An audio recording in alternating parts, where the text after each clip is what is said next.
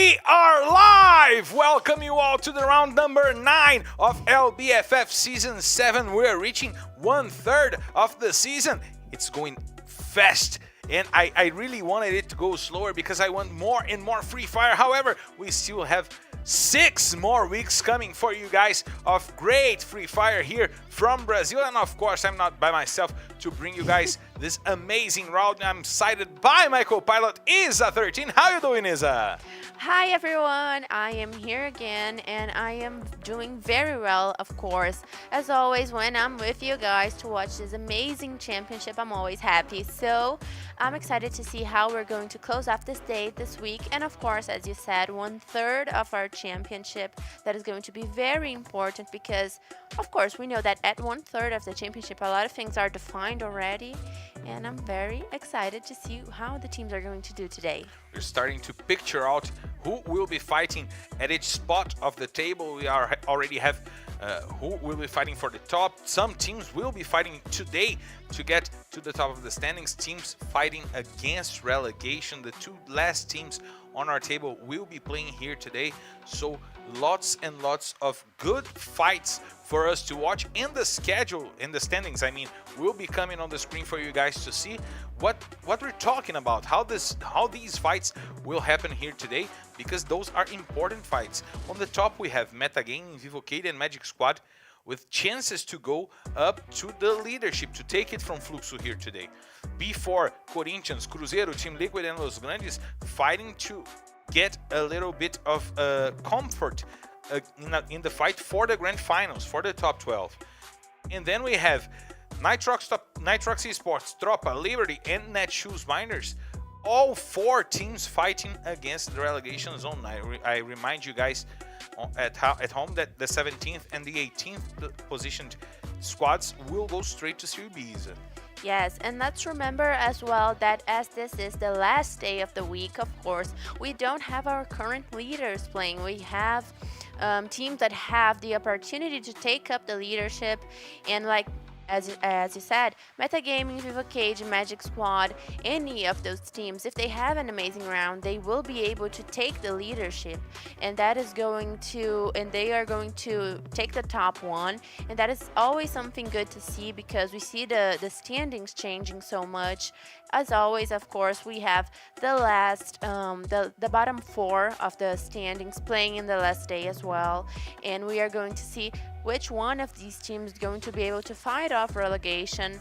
And we start off with a similar standings to what we have had in the entire championship up until now. We have Tropa, Liberty, and Netshoes Miners in bad positions, but of course we are seeing 00 Nation, Esports, and Loud with a punctuation that won't serve them well because these teams that are on the bottom 4 still have 6 matches to play today. So it's pretty doable for Nitrox and Tropa to take over the spots from those 3 teams. Unless they have a terrible round, they will take over. Real, 00 Nation, maybe Loud, and of course God Unidas that we saw doing so well over the course of our championship is also going to be passed, and maybe they might be pushed to the 10th position, 11th position, not 11th. Probably. Maybe 11th because of maybe Los 11th. Grandes. Maybe 11th position. We can see God Unidas, that is a team that had 5 or 6? 6 Buyas. 6 Buyas. The leader in Buyas for the season. Yes, they have 6 Buyas, and they might go to the second half of the standings, which means that those standings that you guys see right now, they aren't definitive. They're elusive. Yes, they're just something to begin the day with, but we are going to end up in a completely different note. And we saw that the 3 teams that will be fighting for the top here today, Metagaming, Vivocade, and Magic Squad, they are split by 5 points apart from Metagaming to Magic Squad, the 3rd to the 5th position, and that leads them with an equal condition to fight for the top. 5 points is nothing. One average drop will take them 5 points. And we see the maps over here, and in those maps here yesterday in Purgatory and Kalahari, Vivocade got the double booyah yesterday, the back-to-back booyahs, which led them to 5 booyahs, and now they are the second team with the most booyahs in the season, and with a hype moment for them to go and try to take that leadership. Yes, Vivocade was the best team in the last round, and now they will be playing again, and they will be playing for the leadership. We have seen Vivocade competing for the top 3 in the classification part of our championship all over the splits in the LBFF. So this split is no different. Vivocade is fighting for the top position, and they won't let go of it. But we also have a lot of different teams in this season, and they are fighting and they are managing to get so close to the top positions as well. So we are going to have such a competitive split on terms of how close the punctuations are. So we are going to have it changing all along, but at 1/3 of our championship, it's going to be very clear which teams are going to compete for the top. And I think it's impressive that we're talking about the team that won Season 5, that were the runners-up on Season 6, and really close to taking the title from before on the last match of the finals. They got to 2 points of before on that last match, and they are being forgotten this season. No one talks about Vivocade. We're talking about Fluxo, we're talking about how God Unidas is really great, how Vasco is really great, and Vivocade is fighting for the top once again. They have a strong core. Their newest player of the squad, who is Nando 9, that joined the squad, the starting lineup. He was the last player to join that starting lineup, and he was the best player for Vivocade on Season 5 and on Season 6. So this is a core that is really strong. And if you agree with us or if you disagree with us, follow us at our social media and join the discussion at FF Esports BR. And if you want to join on my social media, here it is, Marcelo Ferrantini. And if you want to join at Isa's social media, at Isa13X. And of course, I tried to take you guys on a quest to choose the best team in LBFF week after week, round after round. And you guys missed me on that. I want you guys here with me, and I want you guys here with us. Isa is destroying right now. But we are talking about FF Squad. Join us at ffsquads.com.br because it's a fun game. It's really nice to play. The fantasy game for the Brazilian Free Fire League, isn't it? Yes, you get to make up your dream squad, your dream team, however way you want it, but you got a budget, and how the players are doing always affect their cost in that game. So it is always fun to play because even though you have a budget, you can still make the smartest decisions and be able to maintain the best squads possible. And I am, as always, destroying it. I have a great punctuation on my FF squad, but I'm nowhere near the top. So if you guys can imagine, I think there are some people that are really psychic on terms of FF squad. They actually cast always the best players. They are cheating. I'm sure that they are seeing the future or something, because I always cast great players, but I'm not at the top yet. And of course, you'll be free to choose your team, and you're free to play. So join us at ffsquad.com.br. And we're heading to the first map of the day, and we gotta talk about the guys that killed the most throughout the season, and only one of the top 5 will be playing here today. Yes, this is the opportunity for Eric to go along on this top 5 of the kill leaders, and Eric is going to be able to, on an average day, he's going to be able to pass Ousado. If he has a good day but still not a great one, he will reach Hender and Easy. And let's say that Eric does something amazing like Cias did. Cias once had 20 kills in just one day, so if Eric does that, he will catch up to Cias. Let's see the possibilities here today, and I want to see the new faces that will be showing on this list in the end of the day. It's important to see because we're heading to Purgatory. We've had some teams dominate Purgatory, but the kings of Purgatory will not be here today. God Unidas is not playing today. Magic Squad also. Magic Squad is is playing here today. and But they are. Vivocade already dominated Purgatory. Magic Squad, we've seen some great things from Fluxo, who's not playing here today. We've seen great things from Metagaming, who always takes center stage, who always go to Brasilia, and they fight against before he's here today. So what do you expect from this crazy Purgatory map? I am expecting, of course, some teams that are higher on the standings for the Purgatory map, like Magic Squad, like Vivocade, that is a always regular team. They are always, they usually have very similar punctuation, so we can always expect something good out of them, and at least one map of each in each day. So I am expecting a different game right now. We know that this confrontation is very different because some of the teams that usually lead the standings never play in the A versus C confrontation, like Fluxo, Black Dragons Vasco, not in this season, but this group has been formed with a lot of strong teams. I'm gonna go full Pai Marcelo, full Mãe de Ná over here. Well, And I'm gonna bet Netshoes Miners are going to have their first win I in want to Purgatory. bet too. You're up. I'm going to Two say codes. If you win, I send you 2 codes for you to share with your followers. If you I'm win, gonna go you with send me- metagaming. I'm up for this bet. You're up. 2 codes. Metagaming. My bet is metagaming. We got codes. Follow us on our social media because we got codes. rewards going on. Rewards going on. If I win, Isa has to give me 2 of her codes to use on my social media. If I win, she got. And if not even Netshoes Miners non-meta gaming win, we use our own codes. You can make your own bet with us. If you want, you can leave something at the chat and we will, of course, see you. Yes. And of course, you write that on the chat while you're on the plane because we're clear to take off. So let's hit the skies. Ladies and gentlemen, for the flight R9D1 heading straight to Purgatory. This is your Captain Marcelo Fiorentini, and by my side, my co-pilot Isa invites you to loosen your seatbelts, fasten your boards, because it's time to drop, Isa. Starting the end of the 3rd week in the LBFF, here we are at the Purgatory map as we are seeing teams spreading each other inside of the map. We are seeing Corinthians in their usual call of Marbleworks, of course, before dominating Brasilia, that central positioning that we always see them take. We are seeing also dropping on the map all other teams. Team Liquid is going straight to their call. Mount, Villa, Golf Course. We are seeing Metagaming going towards Moat House. That is usually a call that Black Dragons Vasco doesn't let go, but we already have some confrontation in the map because Team Liquid and Tropa. Yes. Team Liquid and Tropa are going at each other.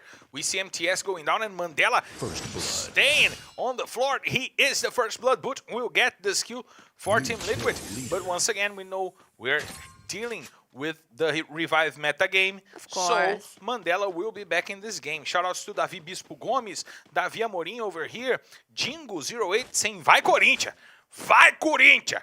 Central Cauê over here saying oxi. And Luan Games saying GG gringo. We're not gringos, we're from Brazil. We're Brazilian.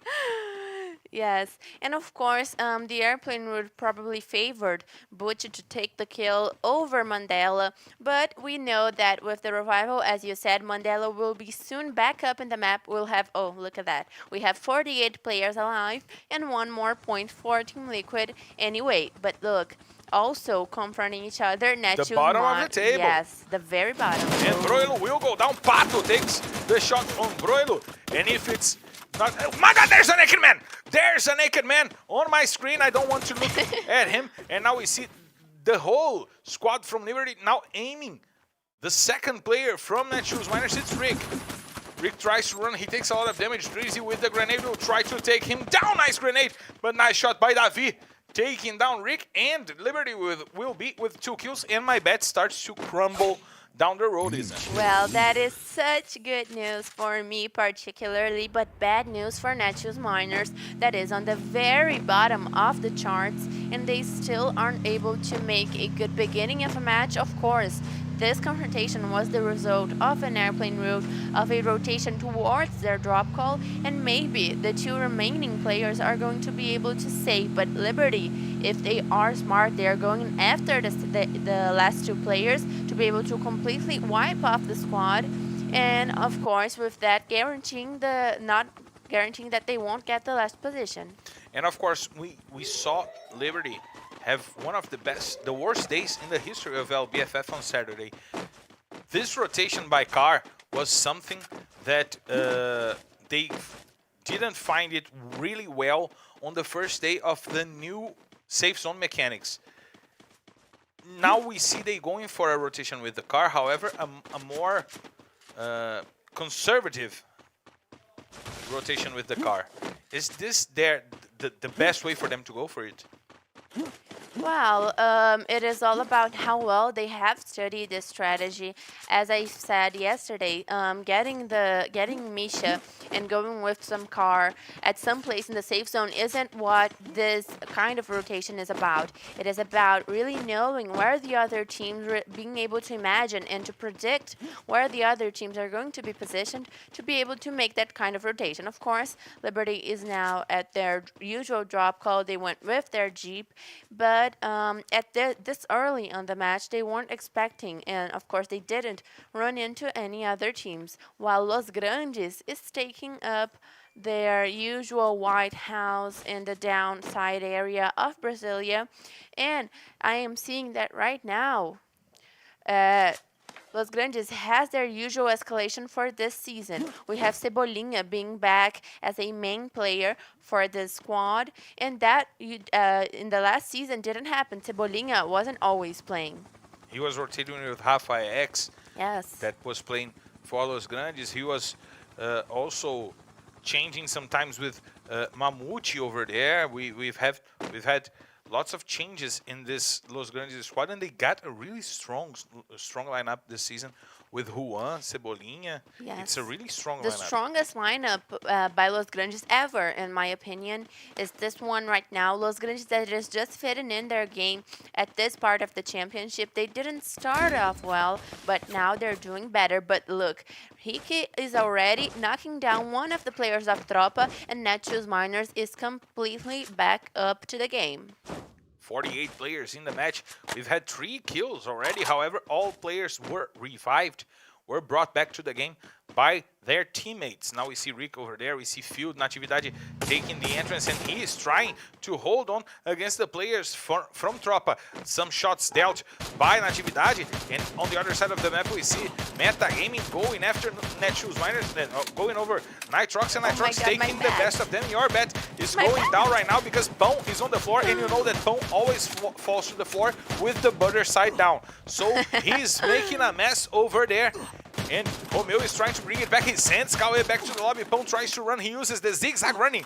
The famous zigzag running to keep himself alive. And the ice covering Pão. And Pão frozen is not always good. It hurts the teeth. However, the shots are still going out. Head tries to find Pão, and he will go down. God. Nice shot by João with the AR, but Eric tries to bring it back with the grenades. The MVP runner. Eric now gets the kill on Prozin, but Pão will go to the floor. He is rotting down, and he had to go to the trash. For you guys who are not understanding, pão in Portuguese is bread. Yes, and of course, Meta was not completely eliminated, so the players will have a chance to maybe make the revival, and Eric and Rafa X are the sole survivors for Meta. If Rafa X tries to save the rest of the players in this hard zone, he will be... He's probably going to be spotted by Cruzeiro, maybe Nitrox. It seems to me that Eric was the one actually trying to save the teammates. And that is the right. Inside of the safe zone. That's the right decision. Natividade now puts Killed to the floor, and Tropa is in a real tough position right now, trying to deal with Netshoes Miners. Natividade gets the kill, and Tropa now has one last player to play here in this matchup. They see Field going after Mandela. He tries the shots, and nice use of the CR7, putting Mandela to the floor, and now he has to deal with BL. He rotates, he jumps, he uses the ice, covers himself up, and uses some more ice to give some time for him to heal. Nice job by Field. He takes both of the players down, and now Tropa has only one player to fight against a strong Netshoes Miners over here. Yes, I was really involved in Field's play because he was alone against two players of Tropa, and his squad took a really long time to join him. So of course, Netshoes Miners going off for a great start, and Tropa going for a bad one. But one of their players is still alive, and if there's something that we have learned in this season of the LBFF is that if you have one player alive, you've got all of the hope because you can save all of them in just one single heart zone. And Metagaming also did that. My bet stands. They went for the hard zone inside of the safe with Eric, and that worked out really well for you. And both of our bets losing players early, but bringing them back into the matchup. Two equal matches for us. Field bringing Rick back to the game as well. Netshoes Miners bringing already 3 players back to the game. Yes, and of course Metagaming is going to have to make an amazing recovery game to be able to make their loot and to get into the safe zone without dying at the hands of any squad in the middle of it. Now a confrontation between two giants of the traditional sports, Cruzeiro and Corinthians, but Nitrox is also coming over, trying to join that rush. We see Trap over there using the grenades, trying to cover for his teammates, and he puts Romeo to the floor. Nice job, and João now goes down as well. There's only Head to fight for Nitrox. Nitrox was obliterated by this Cruzeiro squad. 3 players are down. Corinthians still there, but Metagaming joining that fight as well. Prozin just goes down, and Nitrox is back to the lobby. They are the first team wiped out, and Cruzeiro now with a good position to fight against Corinthians, but Vitinho XP puts Giga to the floor. Moreira brings Skiled back into the game, and now we see Trap trying to deal with Corinthians, but Vitinho XP once again with the grenades. He's one of the best grenadiers in the scene, and now Bungie will try to come over and take down Trap, and he does it. Trap goes down, and Corinthians with a great rush, now forcing Cruzeiro to retreat to inside of Brasília. Not a safe place for them to retreat to, Isa. Yes, and of course this confrontation between 3 teams could have ended up very well for Metagaming, but they still haven't been able to pick up a single kill from Corinthians. Now Rush tries to keep Cruzeiro alive, but he's being targeted. We see R7 already falling to the hands of Magic Squad, and Cruzeiro will go down. Once again, Magic Squad bops, getting the 2 kills against the players from Cruzeiro. Bão comes over, he takes Razur, nice shot with the revolver. Now Rafa X takes Zenak to the floor. Nice job by Metagaming joining that fight and destroying Corinthians. Trampling Corinthians. Now 5 kills for Metagaming. They brought their team back, and they brought the advance, the aggressiveness back to the game. And that was so good for them because they are going to be able to make a very complete loot out of the 2 or maybe 3 squads that were wiped in that region. But look, in the other side of the river, the revenge from Netshoes Miners trying to hold Liberty against their own will near the cars. They were trying to rotate by car once again, and Netshoes Miners have the control of Lumber Mill, and they will try to fight. They will try to take Liberty out of the game. Yeah, Davi goes to the floor. Drizzy goes to the floor as well. Field doing really well with the shotgun. Natividade with the grenade launcher. He tries to keep himself alive, and Pato tried to miss it, but Liberty will go back to the lobby. Netshoes Miners with 7 kills and 2 squad wipes, Isa. What is Fields playing on this match? He's playing something that we haven't seen from Netshoes Miners since a lot of time, and we are seeing Netshoes Miners with a great punctuation, a lot of elimination so early, not so early, but still early on the match because we are nowhere close from the final safe zones, and probably we're going to have them crossing the river and trying to make their amazing buia like Marcelo betted. Mãe do Japa e do Dead God, the mother of Japa BKR and Dead God, here cheering for Dead God. Japa BKR not playing here today, but Dead God is.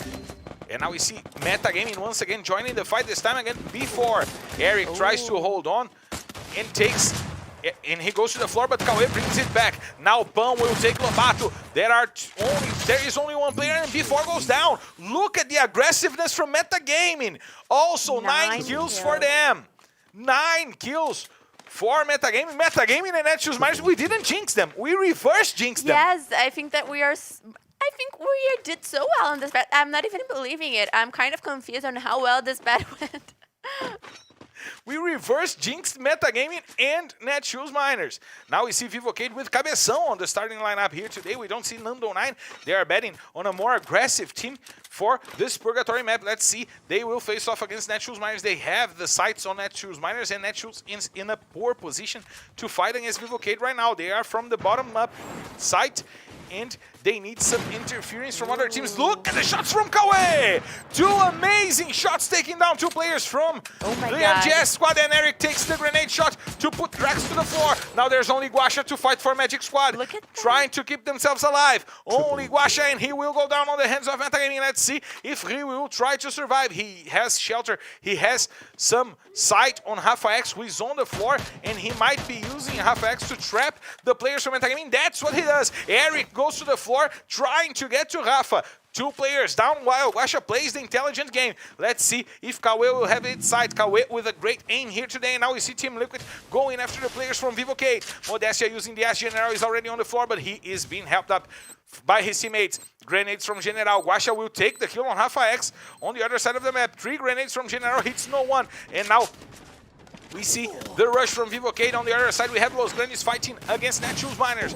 Modestia is rushing, trying to get to a better position. MTS will take Modestia to the floor. Cabeção puts MTS to sleep once again. And now General is trying to rush on the other side. They have General and Dead God still on the fight. Cabeção goes down. Metagaming taking 1 more kill. Now we see Netshoes Miners also joining that fight with Field and Rick only, because Natividade went to the floor on the hands of Los Grandes. Magic Squad goes down, and Pedro puts Field to sleep, and it seems that Netshoes Miners will not survive. General takes the kill on Rick.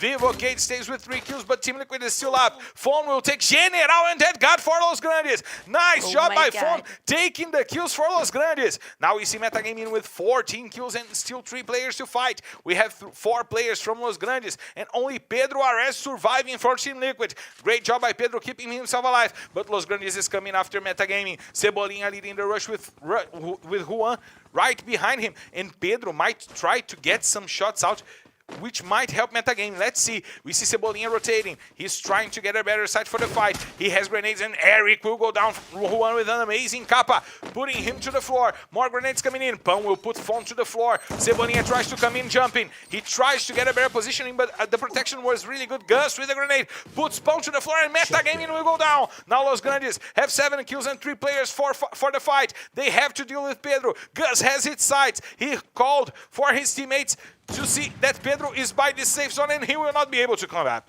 He will not be able to leave that safe zone. He will not give the points to Los Grandes, but he will go down. So it's a boo!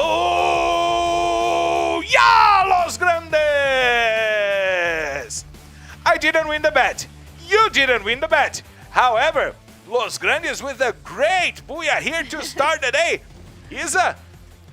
we reverse jinxed the guys. No, I got literal chills from this match. We had Netshoes Miners making an amazing game that we haven't seen from them in a long time. Metagaming making an amazing amount of elimination. What was it, like 14, 15? 14 kills. 14 eliminations, which is an amount of eliminations that will get them probably to the first position in the punctuation of the match, which means that I basically won the bet. No technicalities. We were talking about Booyah. But this match was amazing, an amazing way to start up the day, this insane round, and it really just shows how the teams are evolving. Los Grandes doing very well as well, having the Booyah, and look at how I am an amazing, how can I say better? Bitter. No, not bitter, you're bitter. Bitter. You're bitter. B-I-D-D-R-E-R. Bitter is the one who bets. Okay, so I'm very happy, and Kawe is the MVP for this match, for this Purgatory match. Of course, we are starting off with the Booyah of Los Grandes, but look at the top 3 teams that are in the punctuation chart, Marcelo. Metagaming, Los Grandes, and Netshoes Miners. Metagaming running for Towards the top. the leadership, yes. Running for the top. Team Liquid with a good game, 11 points for them. Vivocade with 10 points, and Magic Squad with only 9 points. But Liberty with 5 points, getting almost the same number of points that they got on Saturday. They got, if I'm not mistaken, 10 points. Before with only 4 points. Tropa 4 points. Cruzeiro 4 points. Corinthians 3. Nitrox 2. No teams with no points. That was a really balanced game up until the end. Field getting another another MVP running for him in this matchup with 5 kills. And Field played amazingly well on this match. He's a pretty guy. Look at him. Okay, he was very decisive in all of the moments in which Netshoes miners engaged in any kind of confrontation. He was really one of the star players for Netshoes miners in this match, and of course, he is one of the reasons why Netshoes miners has finally a good outcome. And let's see what will happen on the table after a quick break. We'll be right back because we need some water.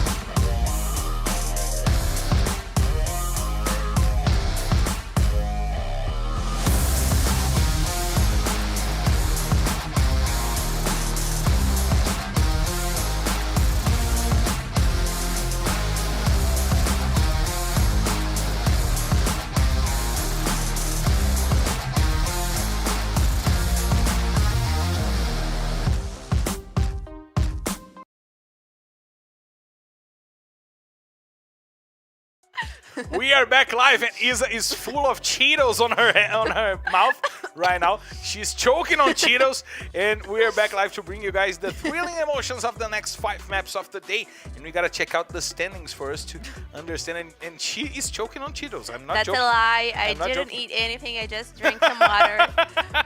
So let's check out the standings after this match. Metagaming is getting extremely close to Black Dragons Vasco, and of course to Fluxo. They're close as well. They can still make it to the top. Bets for the second map? Okay. Choking on Cheetos. She's choking on Cheetos. So Los Grandes getting to the 9th position.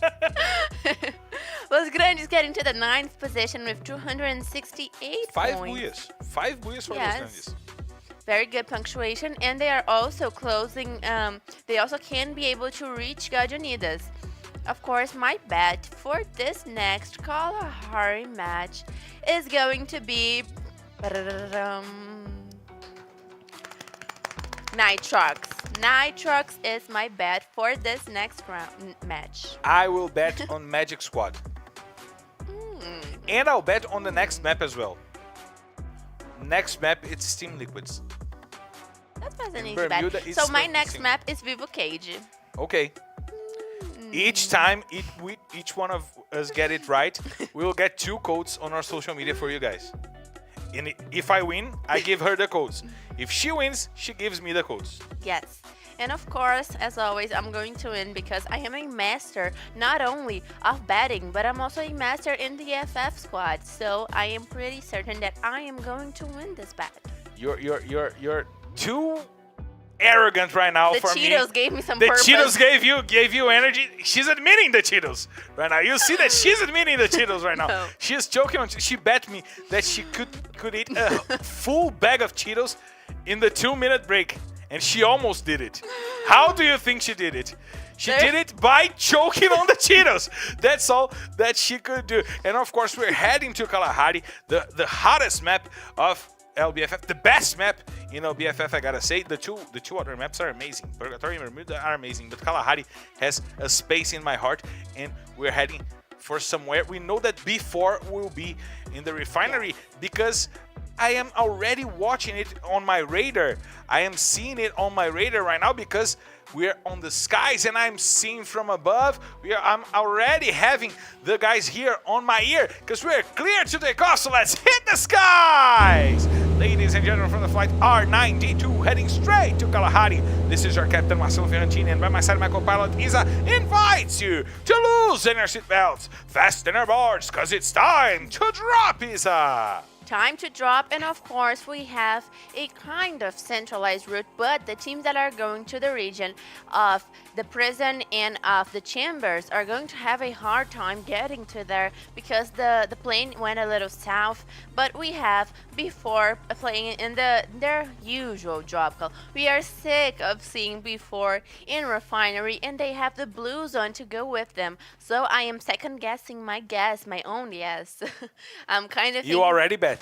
Yes, I already bet. And I stand by my bet because, of course, I'm a very confident person. Cheetos has made me so. And Netshoes Miners has already knocked down one player of another squad. So is this finally the round that we are going to see Netshoes Miners being able to get those eliminations to play like the experienced players that they are? This team for the whole... Natividade is a player that has been in the scenario for so long. Rick is a runner-up for the Copa Free Fire. And on the bench they have Bill, the heart stealer of LBFF. And of course the champion of LBFF 1. The cutest guy in LBFF, I gotta say. And we have Netshoes Miners already getting the first blood, and Cruzeiro didn't even mind that Giga was down because they brought him back right away. Yes. Right away. And this is a strategy we were talking about yesterday. You send a player to a region near yours for you to see if he gets killed, there is someone there. If he doesn't get killed, it's a safe place for you to rotate. Yes, and that is a strategy that right now in this revival meta is going up so well. But look, Nando9 is back for Vivo Cage in the map of Kalahari, that we know that the players that go on that support position have a certain advantage because we have Kalahari being a very open map, a map that has very few covers. So the support player always has some kind of advantage. That's why probably Cabeção has gone back to the bench, and Nando9 is starring for Vivo Cage. Staring at my heart when This is a reference you'll not get. It's NSYNC. No, I got it, and I loved it. I think it's very funny. NSYNC is in the hearts of everyone. But now we have Modestia. Over here we see Vivo Cade going for the usual rotation by the Pedra do Baú, by the chest stone. It's the actual translation for the name. And we see that this game seems to be starting slower than we expected. But look at Drizzy trying to take some shots out on Cruzeiro, but Liberty will choose not to give chase. So it's becoming right now probably the most studied game in, the first 3 weeks, right? Yes, and of course we have Cruzeiro making a rotation that Loud always does. They always fall in that region of the sanctuary, and then they go and use the launcher to get by those favelinhas, as we call it. And of course, this is a move that we see a lot about for Loud, and now we are seeing Cruzeiro making it. And this area is very, very good to hold position. It's a place that the safe zones usually favor. But right now we are on the screen. We have Magic Squad that had a good purgatory, not a great one, but a good one, and they are a team that is also on the competition for the leadership. And they are my bet. Oh no, I forgot that. So that's so of course, Magic Squad making a terrible rotation. I hope. Just kidding. All the luck to Magic Squad. And Nitrox, your bet over there, taking some shots from Magic Squad. My bet will be eliminating yours. We see Bob's taking some shots out from the Elephant Graveyard. onto the players of Nitrox, and they are rotating to the south of the map. Maybe they have the information that the safe zone will not be centered once again, is it? Yes, of course, we are seeing that Magic Squad is inside the safe zone, which means that it has really gone south of the map. So let's see how it's going to be in the next couple of safe zones, because we know that this new pattern is really favoring troll safe zones that are completely shifted from the last one. And of course, that's what we hope to see. And I myself hope to see Nitrox getting the Booyah because I betted on them. But if they don't, I'll be happy for whichever team does. Except for one. You don't want to miss your codes, and you know I am getting closer to them. And now we see, once again, we saw Netshoes Miners in the Council Hall. A drop call that they dropped when playing against Vasco. But they started the season fighting for this Council Hall. You think that this is their best spot? The spot that they cheer the most, they cherish the most here in Kalahari? Well, probably if they were willing to fight for it, yes, it is their preferred drop call. But of course, as a team that it wasn't and isn't still good on the standings, they need to take whatever call they can get that they won't have to confront upfront another team, because if they do, they have a very high chance of getting to the top 12 position so early in the match. So Netshoes Miners really can't risk that. So whichever call they get, they really need to be able to work it and make their rotation so that they won't die anywhere near the top 10 of the match. Did you see how cute Boot is? He is really cute, and he has that mustache, that volleyball team mustache, you know? Oh that my volleyball God. game mustache, 5 players aside. It's really cute. Well, of course, as always, Marcelo just points out at the screen, and he points out at something, and he I expect you to understand. Yes, I can see on his eyes that he really thinks that I'm reading his mind and that I know what he's talking about. But I only know what he's talking about when he actually explains it. So. And look at this safe zone. Refinery in the center of the center of the center of the safe zone. This gives before the tranquility the knowledge that they will be safe for at least 4 more minutes, because the next safe zone will not leave the whole refinery outside. It's impossible for it to leave the whole refinery out. Yes, that is the great advantage of B4's drop calls. Of course, we can see a hard shift of the safe zone still, but anyway it goes, B4 still has a good pathway to get towards the next safe zone. And of course, we have Los Grandes also making their position in refinery, but under B4. That is interesting to see that we have 2 teams in basically the same position, but Los Grandes is behind B4, as B4 is making their marcation all around the map. They have an amazing view, a kind of view that they could only get from those positions. And we just get to see what is going on in the B4 targets.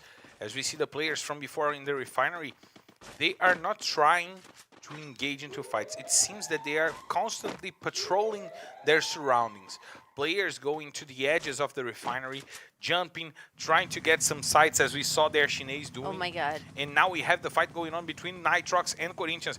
Isa just got with a faster heartbeat right now, but Corinthians seems not to be wanting this fight, because Magic Squad is also there. Corinthians doesn't have that information, and if they stopped to fight, this could become a slaughter. But look at Magic Squad. Oh They are going over, trying to take down the players from Nitrox. Brazil goes to the floor, Guaxa gets the kill, and now it's a 4v3 fight in favor of the Magic Squad. We see Bops hopping and bopping to the top.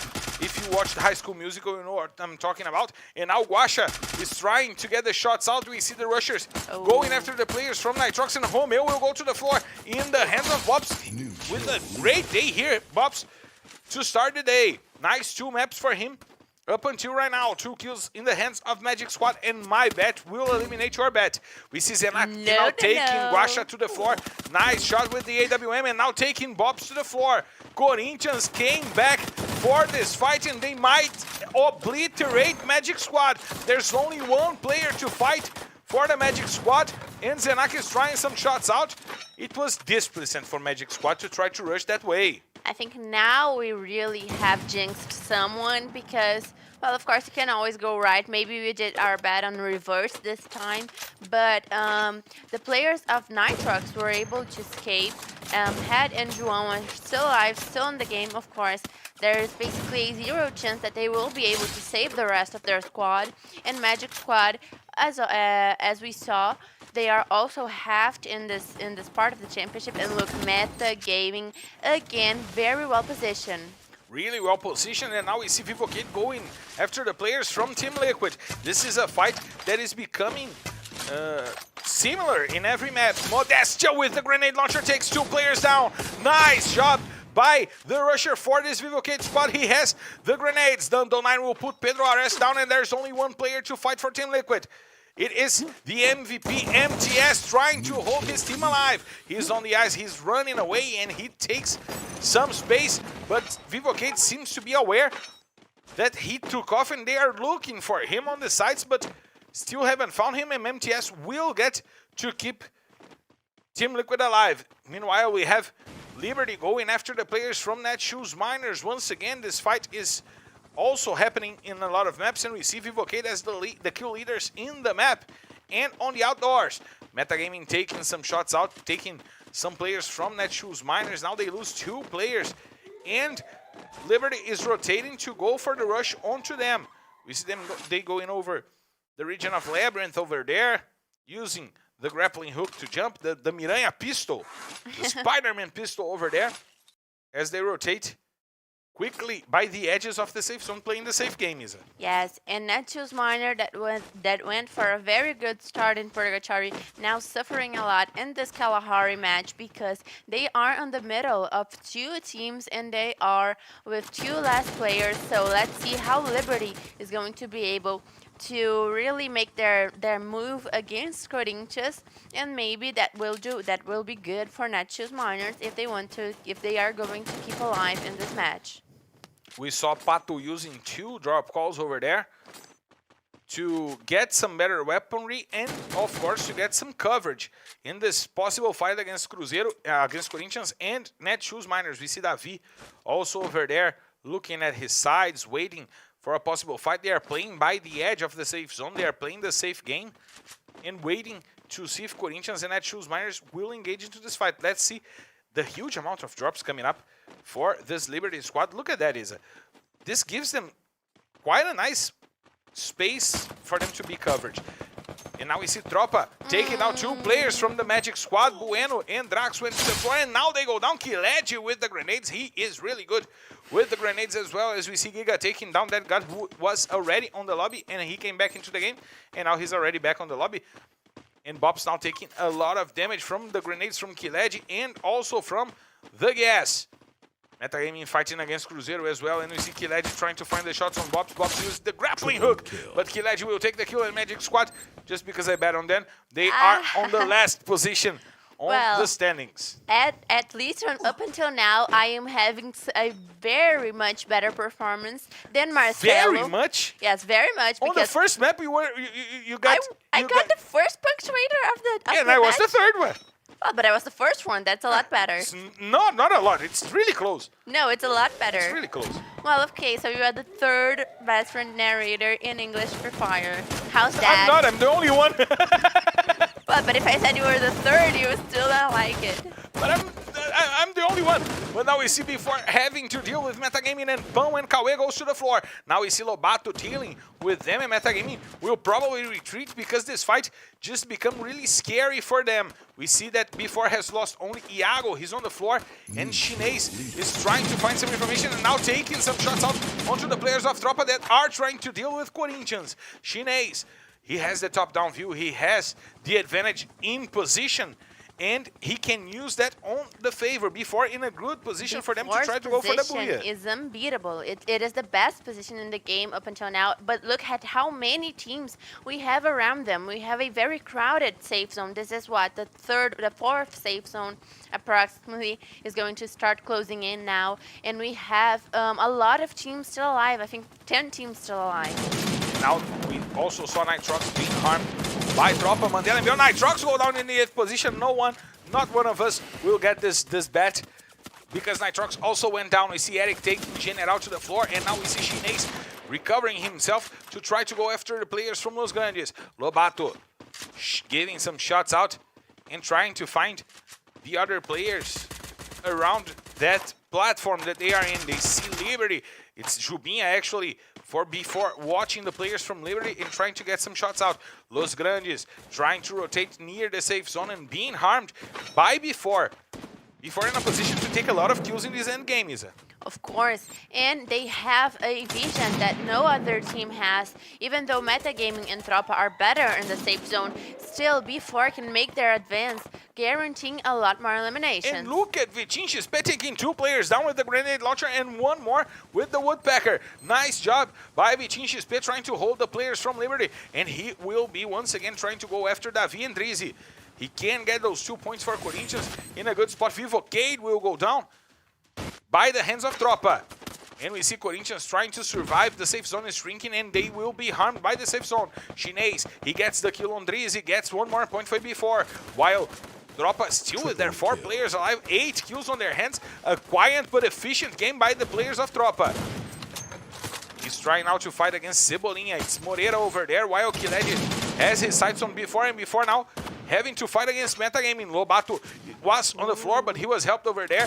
The ice is surrounding them, and Chinese is trying to take Davi to the floor. We see Corinthians in a predicament. We see before taking lots of pressure, and Kiledi gets the kill on Davi. 9 kills for Tropa in this match. Moreira gets Juan to the floor. Rafa X brings Iago, and Lobato will take Rafa X back. Nice fight from before, trying to bring it back against Metagaming, who is in a great position to fight. Hazur takes Juan to the floor. Los Grandes start losing players, and Metagaming will go down on the hands of before. Now there are only 4 teams in this fight. Before will have to use their good positioning in advantage, and Tropa loses 2 players, loses a player really quickly, but Kiledi has a few of life left, and he will go down. There's only Moreira now to fight for Tropa. Before in a great position, Corinthians will have to move, and they are the only team with a good amount of players to try to take it from before. Gus is under that platform, and he will go down. He will go down while Chinese tries to take Vichinchis. Corinthians also go down, and there's only 1 player to fight for Tropa. It's Moreira. He will deliver himself to the safe zone, and it's a booyah before!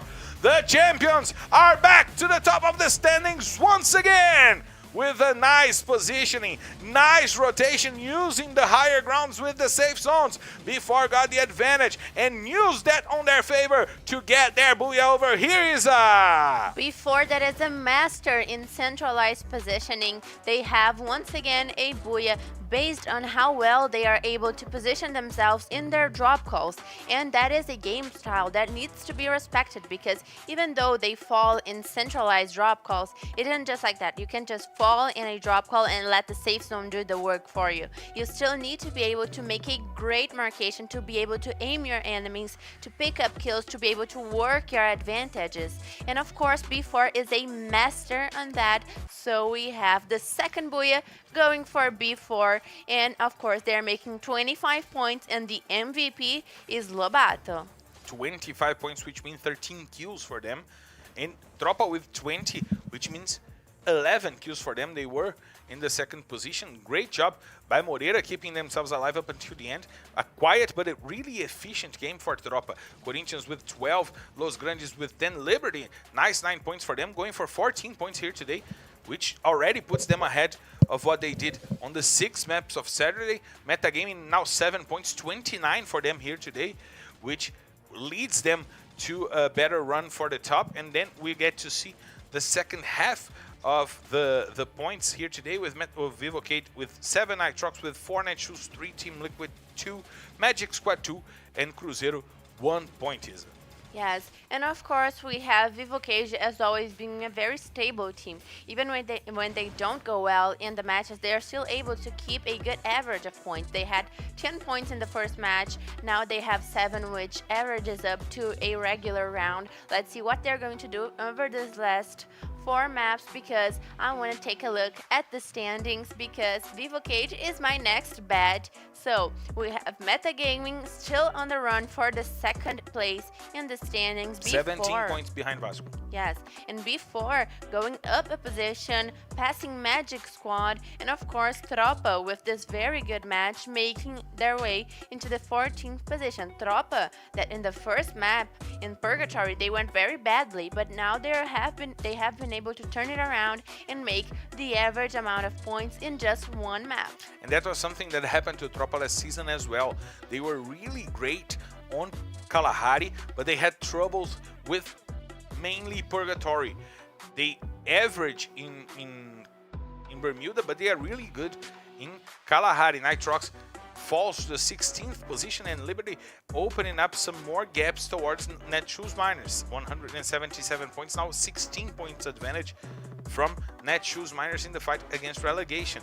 But Cruzeiro having a not so good day over here, it was their opportunity to take a leap over Loud and try to open a big gap in advantage of the teams on the 12th and beyond to guarantee them in the finals qualifying zone. And of course, I have a very important observation that I think that we are missing a little bit here. Team Liquid is going a lot up in the standings, and Team Liquid was in one of the bottom positions at the beginning in our couple of last weeks.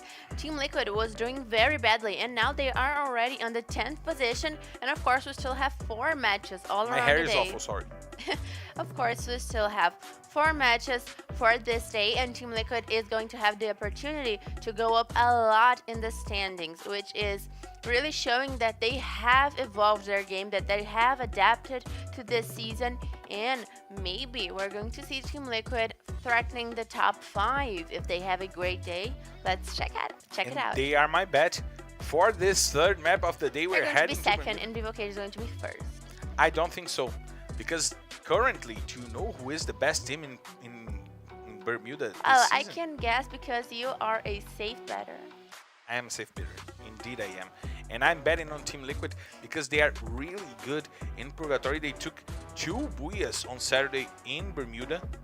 Yes. They got 2 booyahs in Bermuda, and that shows the strength of this team when they have their rotation open and they can get to a good positioning by the end of the safe zone. Yes, without any doubt, Team Liquid is one of the strongest teams in the map of Bermuda. They have their rotation very well laid out, their strategies very well worked out for this map. And we are expecting a lot for the third map because, as always, we are ending our first half of the day, and this is really going to set how the other maps are going to go, because we are seeing how the teams are doing today for each map, and of course that means we can observe their tacticals for the day. But since no one of us is wearing a Bermuda, we were both wearing pants, I don't think we understand about Bermuda that well. I'm just joking. I am the master of Bermuda, and we are going to see some great action in the most hype map of Brazilian Free Fire, the map that everyone loves, the map that everyone knows how to play. You gotta have a Bermuda on the pocket of your Bermuda, and we're getting to the most played map here, which means that probably the veterans will have some advantage against the youngsters. Yes, of course, and as we have better than 2 veterans, not 1 but 2. So let's see how they are going to do on this match. High expectations for everyone, and I would like to see, if not Vivocade, Netshoes Miners making their very You first have only booyah. one bet. I'm just saying that I would like to see them having their first booyah in the season. Of course, we are hoping that this bottom of the chart doesn't get too far away from the rest of the standings, because we want to see that A-level competitiveness. A huge level of competitiveness in this match, because we're heading to the heated map of Bermuda. We have lots and lots of battles that might go on. We might see Liberty trying to take away from Cape Town and finding some trouble. We might see Cruzeiro going for the pick all by themselves right now, and I can see them right now at our sites, because we're clear to take off. So let's hit the skies, ladies and gentlemen, from the flight R93 heading straight to Bermuda. This is your captain Marcelo Ferrantini, and by my side my co-pilot Isa invites you to loosen your seatbelts, fasten your boards, because it's time to drop, Isa. Time to drop, and here we are in the most classical map of Free Fire. Netshoes Miners being rewarded a blue zone for this third match in the day. Of course, we have Nitrox in Factory and Pushinoki. Corinthians going straight to Sentosa, and our current leaders, our current champions, before in Clock Tower, as they always are. They love those centralized drop calls, and they are going to be able to work this match, hopefully in a way that they are able to grow in the standings.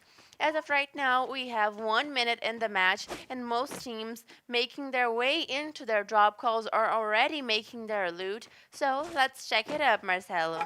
Let's check this out, because we've had a Kalahari starting really slow, with all the teams going for loot and not for confrontations, and it seems that we are having a Bermuda just like that. Yes, and of course, as we have gathered a little bit of information of this season, we know that Bermuda is a faster map than Kalahari. It is a more dangerous, at least in the beginning of the matches. We see a lot more action in Bermuda because the teams are willing to take more risks, and right now we are seeing that Cruzeiro has substituted Rush for Menor 10. So Menor 10 making his way into the Cruzeiro squad. Cruzeiro that didn't have a great day so far, but they are a very strong team, and we are seeing Trap making amazing gameplays here in this season. So let's see what Cruzeiro can make out of this Bermuda. And we're having such good presentations from the guys that were on the top of the standings last season on Serie B. We see Memgod coming into play for Bund in Corinthians, the legendary Memgod now into play. But some of the guys that came from Serie B are having a blast here in Serie A. We see Hender, Easy, Trap. Those three guys were the top 3 on the kill leaders list for last Serie B, and they are having a blast here in Serie A. Yes, of course. We are having more and more revelations of the B series here in the LBFF. So, as I wanted to say, Mengoji getting in the place of Bungie in the squad of Corinthians may be due to the fact that that Bermuda is a much more classic map, and the veterans usually take advantage of that in that map. So, we are seeing Mengoji, one of the most experienced players in the LBFF. He has two LBFF selection rings, which means that he has been casted as one of the top players of the LBFF not once but twice, and he might be able to get that advantage that Corinthians is looking for in this Bermuda.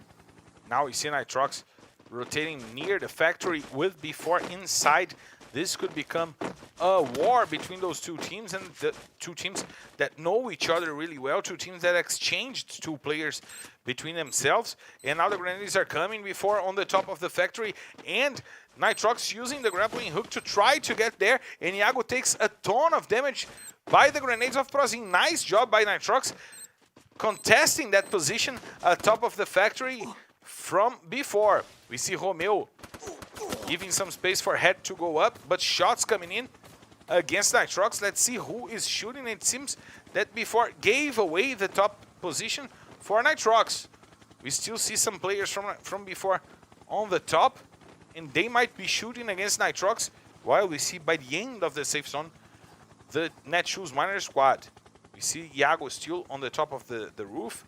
We see Lobato over there, and Jubin and Chinese playing from down under, Isa. Yes, and before is in a very interesting position on top of factory. Of course, we have Vivo Cage getting closer and closer to this region, which might show us that we are having a safe zone that has been predicted to close on the region of factory, maybe Bushinaki. Stop looking at me. You might watch that on Instagram. Follow Isa at Isa13x. But I recorded it.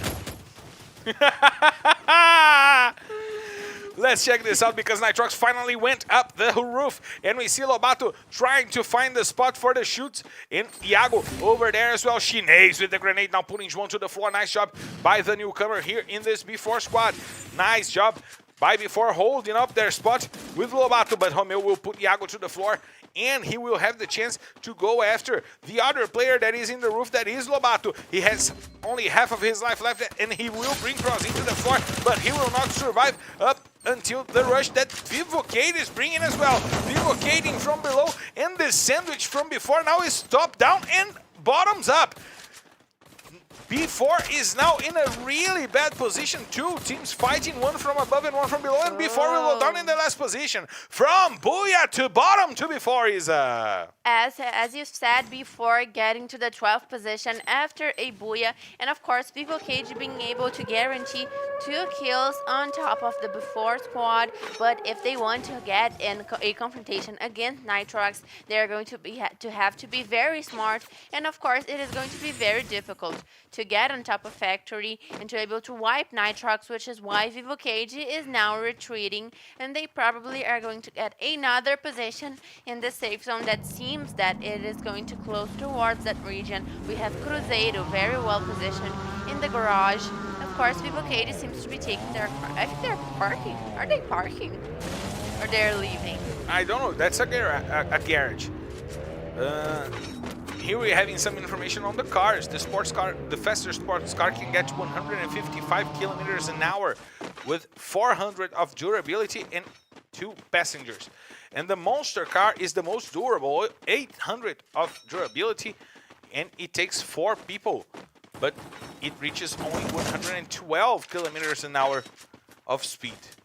Wow, very interesting information that we have here. Of course, we are also seeing that the Jeep and the Monster Car are the 2 vehicles with the most capacity. They can take up to 4 players, but I would like to see someone taking up to 4 players here in Factory, because we are having another confrontation, Marcelo. Nitrox trying to take Vivocade down, but Cruzeiro seems to be also joining that battle.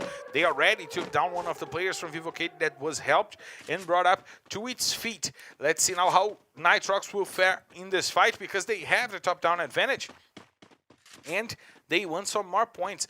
And if Factory is inside of the last safe zone, they are in an amazing position to maybe take this Booyah. We see Giga taking down Pedro Arrest. Team Liquid loses the first player here in this match, and they will have to fight with Cruzeiro 3v4. MTS with the grenades trying to find the players inside of the house. Now some shots out. The Skylar skill is used against Team Liquid to break the ice, while Rick also gets closer to try to get some points out for Netshoes Miners. Maybe some spoils of war, maybe some kill steals from Rick over there. He uses the ice to cover, and we see MTS patching up using the med kit to get some HP back. And Liberty is fighting against Dropa on the other side of the map.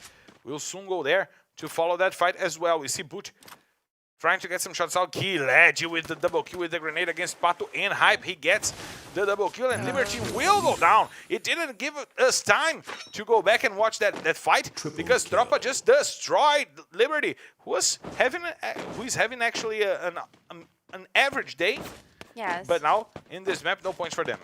Yes, and Netshoes Miners' position in Mars Electric, if the safe zone shrinks towards the garage area, we are going to have Netshoes Miners in a very good position. Of course, Vivocade also in position, while Meta is trying to desperately to blow up the cars of Magic Squad that is running straight towards Factory, that is already very crowded until this point, Marcelo. Team Liquid now loses its 3rd player, it's Phoenix. They went to fights that they shouldn't go, and now they lost 3 players in this battle. Phoenix still up, still alive. Now he's not anymore. Trap gets the kill with the grenade. Now only 1 player to fight for Team Liquid, and Metagaming from the top of the peak, they will have to go down as soon as possible. Look at the edge of the safe zone, cutting peak in half and forcing the players there to go down the hill. Yes, of course, Metagaming can still make a good use out of their position. They can work in that negative area for Factory. So let's see how they're going to do that, because Los Grandes is also positioned on the border of the safe zone, which means they'll have to rotate towards the beach if they want to get any kind of other position. And of course, we have Factory as our most crowded area, and the safe zone. In the center of the safe zone. Yes, the safe zone proves that the players have really good predicts of the safe zone, which means that if they are positioned in factory, it's because it's going to shoot near that area.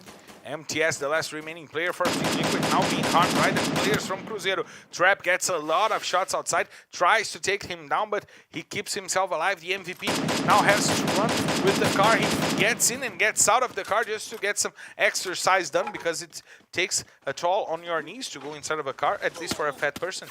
And now he's being trampled by the players of Cruzeiro. The rush is in. MTS tries to hold on, and he will not be able to, but General took the kill for Vivocade.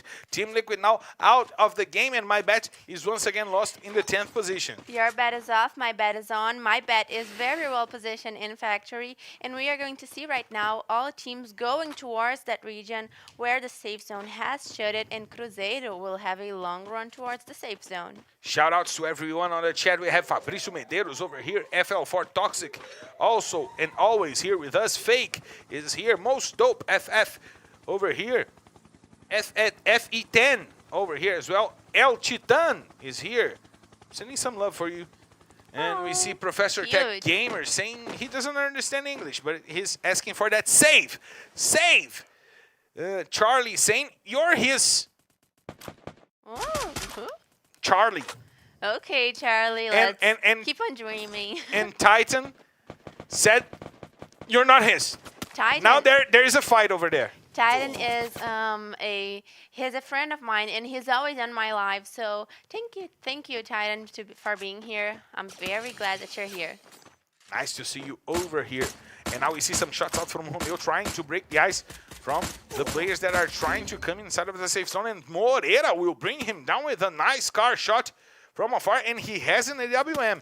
He's playing car AWM. Nice job by Moreira. Yes, and let's just remind ourselves that Nitrox's position is very good, and they might be able to pick up a gigantic amount of kills in that position, because everyone is going to have to run towards them. But Bob's already took one of them down, and now Netshoes Miner is having some trouble to come downhill, but Rick and Field brings it back, takes two players from Cruzeiro to the floor, and now they will have a better path to get inside of the safe zone, but they will have also to deal with Los Grandes. Some grenade launcher shots from Natividade trying to take down the players, but he will go down. Netshoes Miners go back to the lobby in the 9th position, and Cruzeiro is still alive, but they will have to run to the center of the safe zone. Now Factory with only half of its area inside of the next safe zone, and while Metagaming comes and takes 3 players down from Los Grandes, Nando 9 will take one of the Metagaming players. It was Eric, and he will be brought back by his teammates. 8 teams, 28 players, and only a small inch of the map still inside of the safe zone, Lisa. Yes, we have so many players alive in such a short amount of space. Factory is really being the battlefield for this small safe zone where all the teams are going to have to confront each other. Metagaming making an advance towards Vivocade, and I would like to see how well Vivocade is going to work their defense. Now we see Metagaming trying to take the players from Vivocade that are on the bottom of the factory outside of their cover for them to fight. We see them having to deal as well with Cruzeiro, and Cauê is trying the shots with the snipers. He is the support for this Metagaming squad, and he's trying to find some shots out, but R7 is the one who gets one good shot against Moreira, and Tropa now loses one important player in this last run. Let's see if Corinthians will hold their position. They have a good position, and Cruzeiro gets one kill out. Pão will bring it back, putting Menor to the floor. R7 brings Eric and brings Pão to the floor. Now only one player from Metagaming to fight. It's Rafa X, but the safe zone will take R7 down. He was doing an incredible job with the snipers, taking down players from Metagaming. And now Cauê brings all its squad back, and they are back into the fight with 4 players.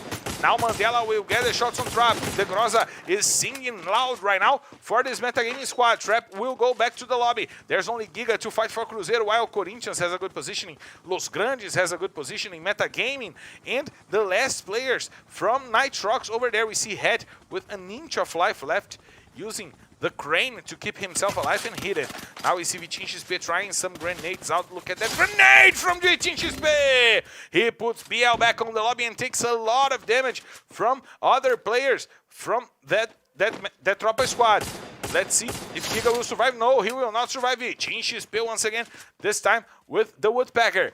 João with the Groza puts that got to the floor. Vivocate will have to move, will have to rotate because they are still outside of the safe zone and we're heading to the second to last safe zone. Razur, him with Zenak, giving Corinthians a good chance to fight in this last position. And look at Bobs! Incredible shot by Bobs, taking the whole squad from Vivocate. Magic Squad gets 3 kills to Bobs, and Vivocate is back on the lobby with only 1 shot of the grenade launcher. Amazing job by Bobs. Now we see the rotation. Corinthians fighting outside. They found Head over there, and he will be shot out. But there's still one more player from Nitrox. Who is the other player alive for Nitrox? We will get to see it. Look at Bobs trying some shots with the grenade launcher. Tropa will go down on the hands of Gus. And now Guasha tries to hold the players from Metagaming outside of the safe zone. Lots of shots. Memgado will get a kill. And Rafa X will get one more kill for Metagaming. Juan will try to hold Metagaming outside of the safe zone. And look at Guasha with the scythe. Guasha and Bobs taking players with the scythe. And Magic Squad in a good position to fight for the last save.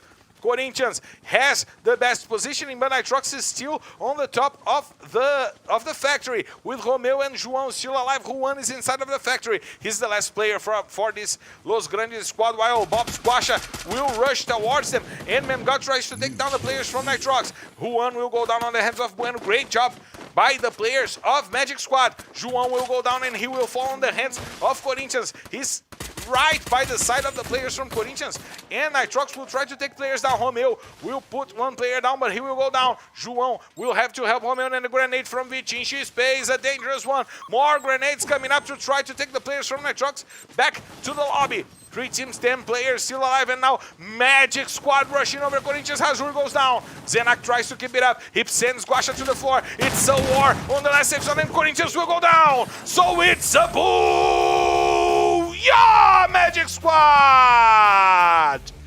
I called it. But I called it one map earlier. They started a strong game here in Bermuda, and they got an impressive rush to take Corinthians outside of this game and take the Booyah, Isa. Completely flanking all of the players of Corinthians, Magic Squad makes a great job in flushing their enemies out of the cover, and of course they are making the magic happen. They are in a very good position up in the standings, which we will check soon, but Magic Squad getting one more great Booyah, and maybe we are going to see them on the top of the standings. What do you guys think? They might go over the players from Metagaming. We know that they were still in this fight, and we get to check the highlights. 22 points for Magic Squad, and Bobs, that incredible triple kill against the players from Vivocate, and then getting some end kills against Corinthians. 5 kills for him. Yes, Bobs, that is an amazing player with any explosives, grenades, the grenade launcher. He is truly a very good player. Now we have on the second position Nitrox with 13 points, Corinthians with 12, Metagaming with 11, Metagaming coming for a great day, Los Grandes with 10, also very good in this confrontation of groups. Of course, we have Tropa in the 6th place with 9 points. Tropa that is also getting towards a better punctuation. Let's check out in a bit the other half of the punctuation of this Bermuda. I've kind of forgot the name map, but okay. And we are seeing some teams really standing out in this confrontation, as the example of Metagaming, Los Grandes, Tropa, Magic Squad. They're all doing so good. But of course, we have Vivocage once again. They are very regular. They always make the punctuation they need to. But in this last 3 matches, we need to see a better Vivocage if they want to take the leadership. Because the 2 other teams that are fighting for that spot are doing well here today. Metagaming is doing well. Now Magic Squad bringing it back, and we got to check the standings to see how this picture is being drawn right now. Metagaming getting to 558 points, only 6 behind BD Vasco, and now Magic Squad only 12 points behind Metagaming, which leads them to 18 points behind BD Vasco. Of course, and metagaming is very close to the leadership. Metagaming that if they have the last 3 matches with the performance that they had in the first 3, 29 points behind Fluxo. yes, they are going to be able to reach Fluxo. 29 points is not a lot. It's an average of 10 points per map. And of course, we have metagaming making what, 25 points in just one 22. Yes, 22 in just one map. So, metagaming really threatening Fluxo for the leadership, as well as Magic Squad and Vivo Cage. And we're going to a quick break for us to breathe a little bit, and we'll be right back to bring you guys the 3 last maps of the day.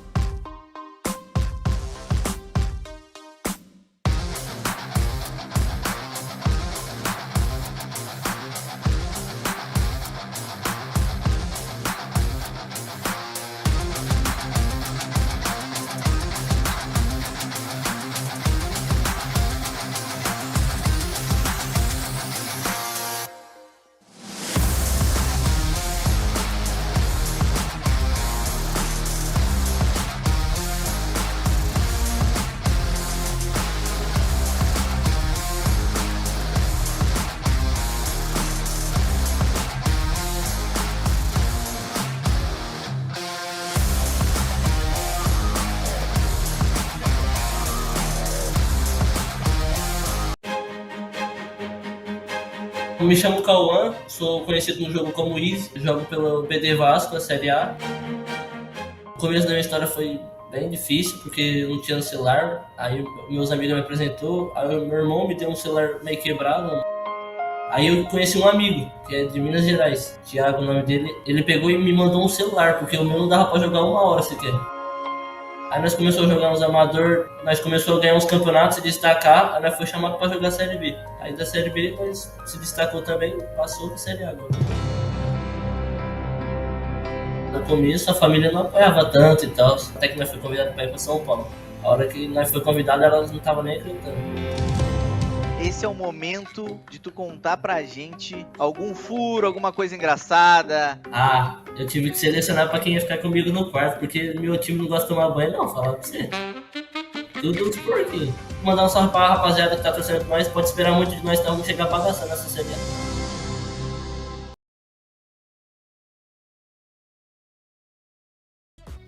We are back live to bring you guys the emotions of the 3 last maps of the week here in LBFF. We're heading to 1/3 of the competition already gone, and it's nice to see those players from Vasco. They came from Serie B and they are having a blast here in Serie A, currently the 2nd place team in the rankings. Yes, and they of course are a threat actually to any other teams. Black Dragons Vasco is really showing their game here in the A series, and the most admirable thing about it is that Black Dragons Vasco seems to be able to keep the game that they showed in the B series. They are aggressive, they are great players, and they are never afraid. They are a very confident team, which is actually what amazes me the most. And you know what gets me the most on those Vasco players? The way that they play happily. They are having fun while they are competing. You see the jokes on the players. Oh, he doesn't take showers and stuff. They are a unit. They are a group of guys that are having fun here in LBFF. And we gotta remind it, it's video games. They were created for us to have fun. Yes. Free Fire, and we love the competitive scenario in Free Fire, but even the competitive scenario is still all about fun, all about the game, and when we get competitive about it, we still love it, and it is so nice, not only for the players, but for us that watch it. And Easy is having such a fun season that he's in the 3rd spot on our kill leaders list. He will be showing up here. 58 kills for him the in master. the season. And look at Eric. Eric is already only 4 kills about from Easy and Hinder. It's not impossible to think that he might finish the day in the 2nd position, only behind Cias. Not at all impossible, and maybe he will do something crazy and get like 10 eliminations at one single match, and we are going to see Eric doing this in the MVP rankings. Yours is the wrong way. Coming to this side and not to that, to this one, and he might finish Look off at Eric. right here. Eric started off here, and he might come here.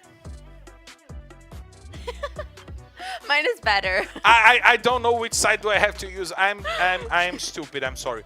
I am really stupid, but he's trying to come up the rankings. Shout outs to Rafael Medeiros saying he's really thrilled to see the 2nd half of the matches here today, congratulating us in the English version, and he's following us to practice his English, which is nice. Which is nice. Love that. Bring your friends to practice your English here with us, and he's tuning for metagaming, and we're heading back to Purgatory. Bats. That was what I was going to say. You like that? So you're a beater. Like that. You're a beater. Like I get it. I'm betting. Let me go all Paigalo over here. I'm mentalized. I've seen the future. Yes. And I'm saying right now, we're going for a Vivocade Booyah. I was gonna say that, but now I got to change my bet, so I'm going for Netshoes Miners, his old bet. My old bet. And Netshoes Miners had a good map of Purgatory, and we are heading straight to the airplane. I am already sitting with my cap over here. You don't see it because my hair is in the way. It's a very small hat that goes over here, and you're also with your head. I'm seeing it's falling a little bit. Oh, sorry. Let me pick it up. Adjust it. It's falling a little bit. Our board plane is being full over here because we're getting ready to take off, and the players are already on the back waiting and crazy for some early game confrontations. Yes, of course, and that is what we want to see. We want to see that aggressive Purgatory that we are used to see. Shout out to Alif Free Fire that is over here as well. He's sitting on the row 14, seat C. He's over here. Insane Gamer from the 7B is also over here. Titan on the 2C. He's really close to our cabin over here, and we get to feel the tension coming up and feel the hype coming up for this 4th map of the day, and we want you guys to show your hype as well.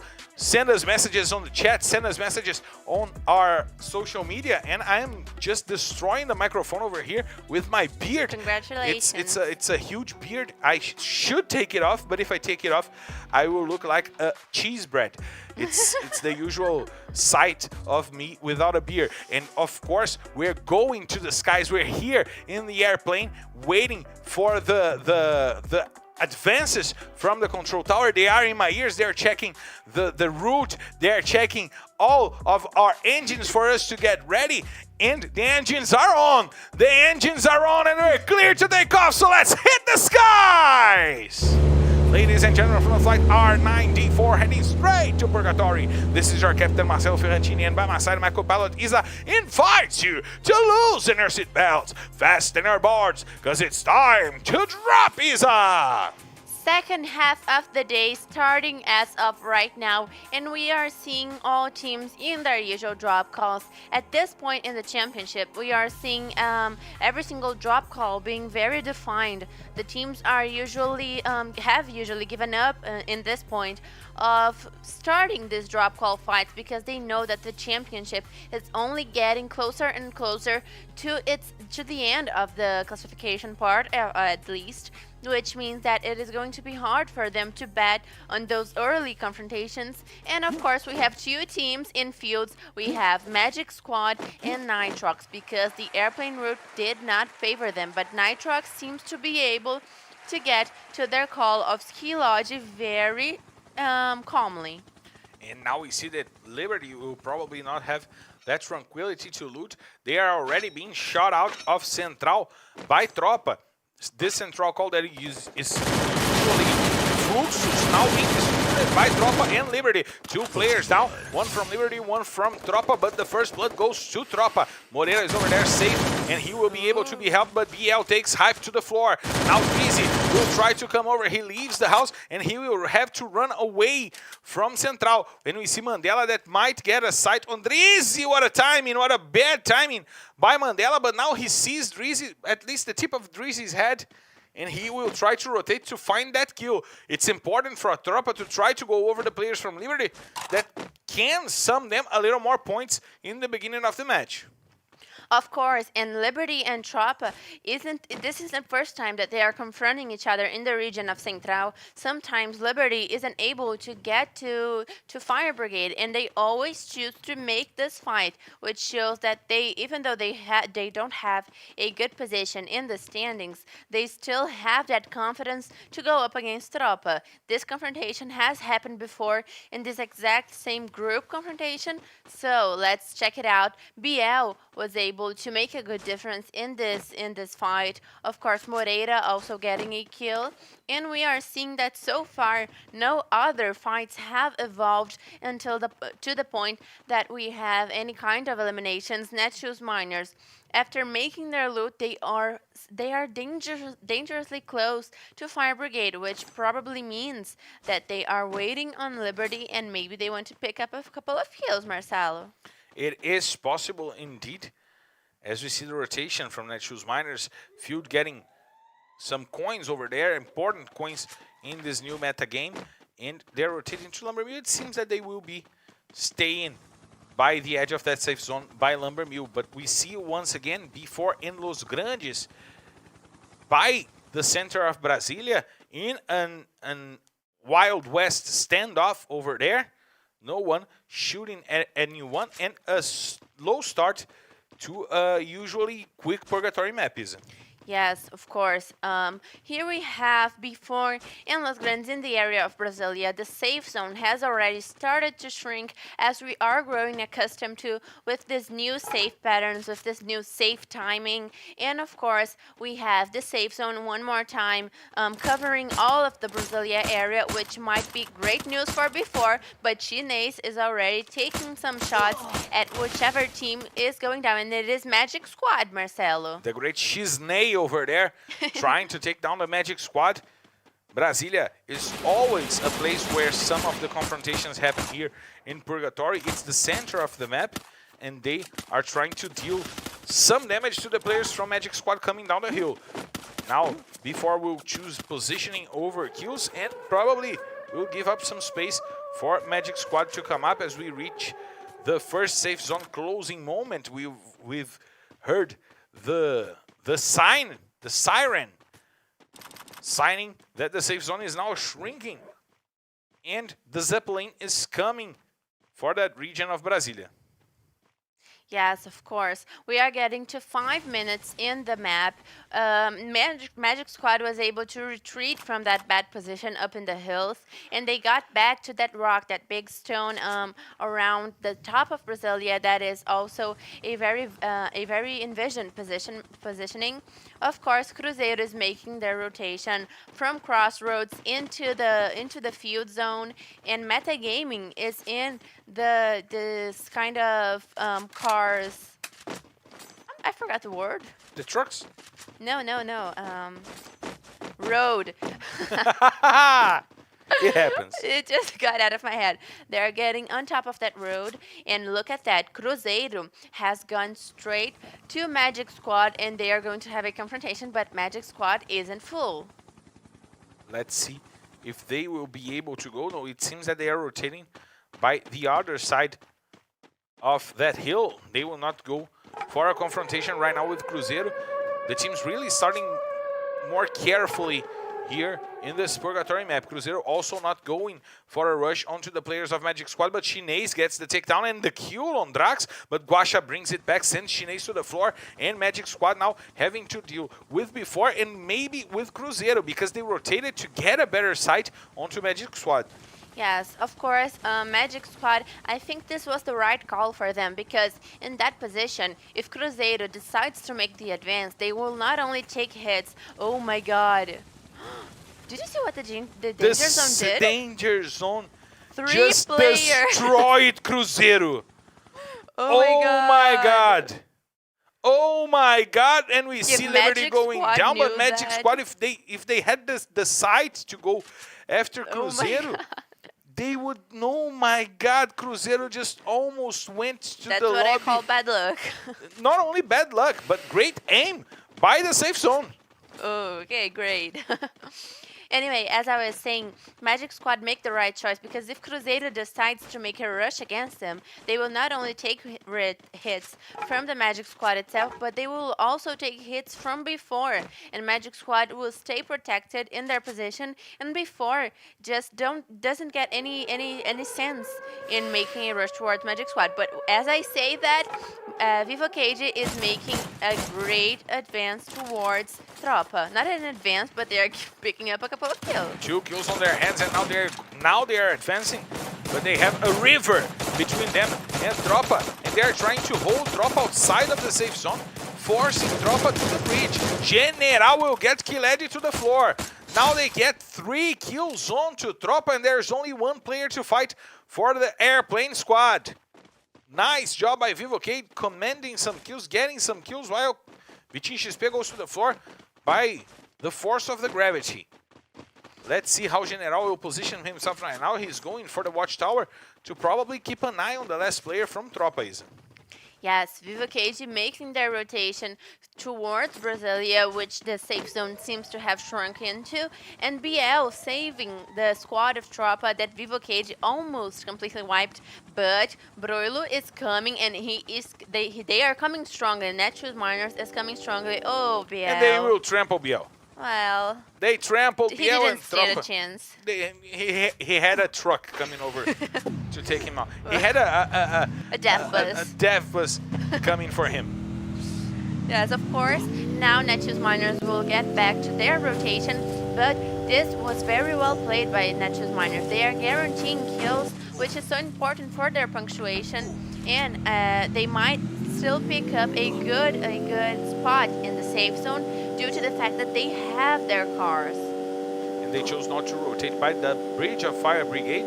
They will rotate. Also smart. This is also smart. They are going for Lumber Mill to get to a better positioning to rotate, as we see Field over there waiting for his teammates to loot a little bit, to go buy some stuff on the vending machines. And now we see Nitrox rotating, but they will be surprised. Straight to Vivo Cage. Of course, Nitrox now with their cars might suffer if Vivo Cage is able to blow one of them up.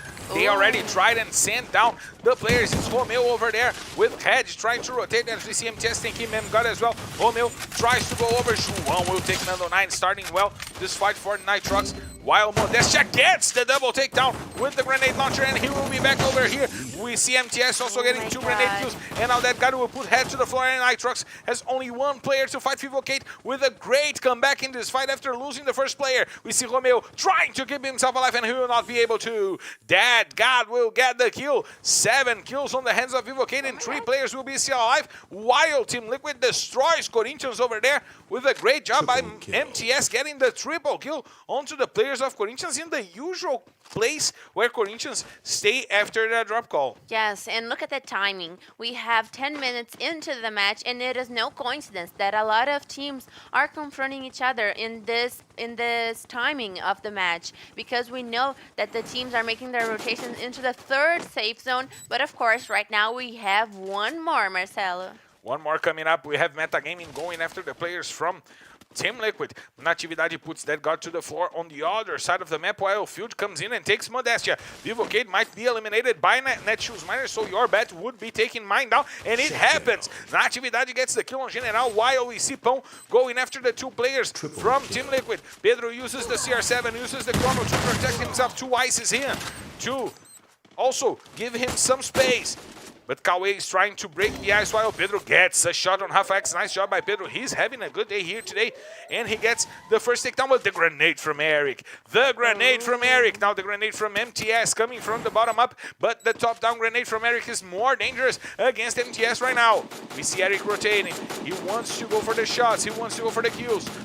He doesn't see MTS rotating. Now he knows of the positioning from MTS. Pedro will go down and back to the lobby while MTS tries to keep himself alive. And we've seen MTS take a whole squad in this Purgatory map from under a bridge, and he got the whole squad wiped out. Let's see if this will happen. It was against Liberty on the first weekend. And let's see if he can do this against Metagaming. It's tough. He's using the ice to protect himself to go for the bottom of the bridge. Now the ice is broken. He seems to have no longer have some ice, but he found the negative, and he will keep himself alive. Amazing. And there is another Team Liquid player alive. It's Phoenix. He's holding on against the players from Netshoes. And Natividade will go for the Kobe. Kobe! Natividade! Broilo takes the kill. And now Phoenix will be in a predicament. He will be just destroyed by the Netshoes Miners squad. That is the new kill leader squad, Isa. Yes, 6 kills to Netshoes Miners. My bet, must I say.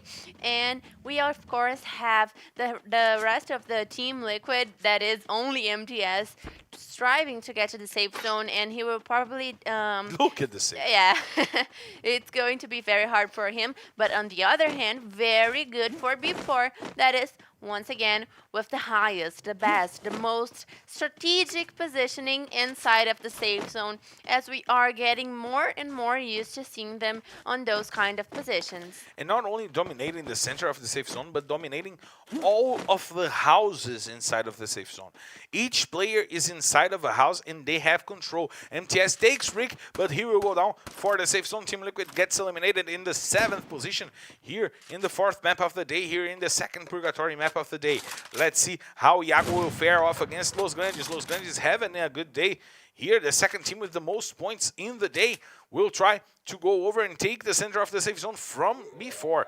We see Iago over there sighting some players, rotating his aim, rotating his character by the roof of the house and waiting for the moves. And it's Netshoes Miners who makes the first move by car. They will have to deal with before, and they got trapped. Broilo goes to the floor, and he will be back on the lobby. Jubinha now rotates to inside of his house where Rick is right now. There is full control of the houses by the players of before. Let's see if Jubinha will be aware of the presence of Rick under him, beneath him.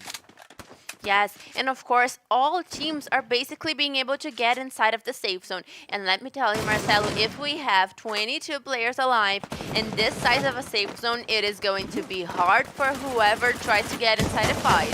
And now we see Bueno taking 2 players from Cruzeiro, and Magic Squad having a good fight. Menor will go back to the lobby, and then Bueno gets trapped. Giga will try to bring it back. Bueno goes to the floor. Guacha will take Giga. Only 1 player to fight for Cruzeiro. Bueno gets the kill, and Cruzeiro is destroyed by the Magic Squad. We see Metagaming taking a good positioning by the center of the safe zone, while B4 has to deal with Netshoes Miners. We see Rick beneath the house where Chinês and Lobato is, and he takes down Chinês with a grenade. Nice job by Rick. Lobato is forced out of the house, and Jubinha is by there as well. We see Rafa-X with the mini grenade launcher trying to probably deal some damage, and he will deal some to Jubinha with a good shot. Now we see Guacha and Bops by the edge of the safe zone. Los Grandes also playing by the edge. And now Jubinha tries to get some information on the players of the Magic Squad. If he went a little further, he would have seen the players from Magic Squad, but he didn't go. He chose to play it more conservatively. And now the Magic Squad is getting closer, but Los Grandes also rotating by the edges of the safe zone, going after the house where B4 is right now. Let's see Juan and Cebolinha. They are leading the charge for this Los Grandes squad. Fon is by the same place, using the AWM to give some support, but they might be surprised by metagaming by their sides. Let's see how Iago fares. He tries some shots out, but he was not able to bring Bops to the floor. Now Bops will have the time to use the medkit while Gus tries a grenade on half-axe. Nice damage from Gus, but not enough. More grenades coming up. He didn't find the correct shot to the windows. Now we see more grenades coming up, and the Chrono saving Los Grandes from this great grenade from Lobato. Now he's cooking another grenade, and we see Juan over there taking coverage on the rocks. More Chrono for this Los Grandes squad. Cebolinha was the one using it right now, and we see Lobato trying to find aim to shoot on the players of Los Grandes. We're reaching to the last safe zone, and Gus gets the double takedown. Now a triple takedown for Gus, and he will destroy the metagaming. Gus with the grenade launcher is destroying metagame. They go down in the 4th position, but now they are being targeted by before. Jubinha will take Bops to the floor, and the Magic Squad will go down. Cebolinha gets the kill on Guacha. Now it's a 2-team fight. 4v2 in favor of Los Grandes. This could be the double booyah, but the positioning is better for B4. Gus tries to rotate. He uses the ice. Phone is going in. Juan is helped by Cebolinha. Now only Lobato and Iago to save before Iago goes to the floor. Lobato will have to play by himself. No, he will try to help Iago over there while the players from Los Grandes coming in. Fawn uses the side. Lobato gets 2 players down. He will get the takedown on Fawn. Now they will have to deal with Juan coming in the house and rotating. Lobato is on the ground floor. He is playing chase, but with the players from Los Grandes, but Cebolinha will get him. So it's a double. Boom! Yeah, Los Grandes! The Grandes will take the double booyah with a nice movimentation and intelligent play coming from the edges of the safe zone, conquering spaces, taking space after space until they reached the last team still alive. And they took before surgically over there to get those 2 eliminations, and the booyah for themselves is a... Of course, and Los Grandes getting the double booyah in Purgatory once again. So, Los Grandes making a very good gameplay. Of course, Los Grandes seems to be fitting in their game better day after day. They are evolving as we are seeing the championship, and that is one of the most interesting things to see happening to a team. In the whole season, we are seeing Los Grandes that started off not so good, went to regular, and now they are having a killer, a great performance. Of course, we have them 2 booyahs in Purgatory. Dominating the whole map of Purgatory, 2 booyahs in 2 maps. Great start of comeback for this Los Grandes squad here today in the week number 3. They still can go up the rankings. We still have 6 weeks of great Free Fire coming up for you guys, and the highlights are on the screen. 18 points for Los Grandes in this matchup. Good game as well from B4. 17 points for them.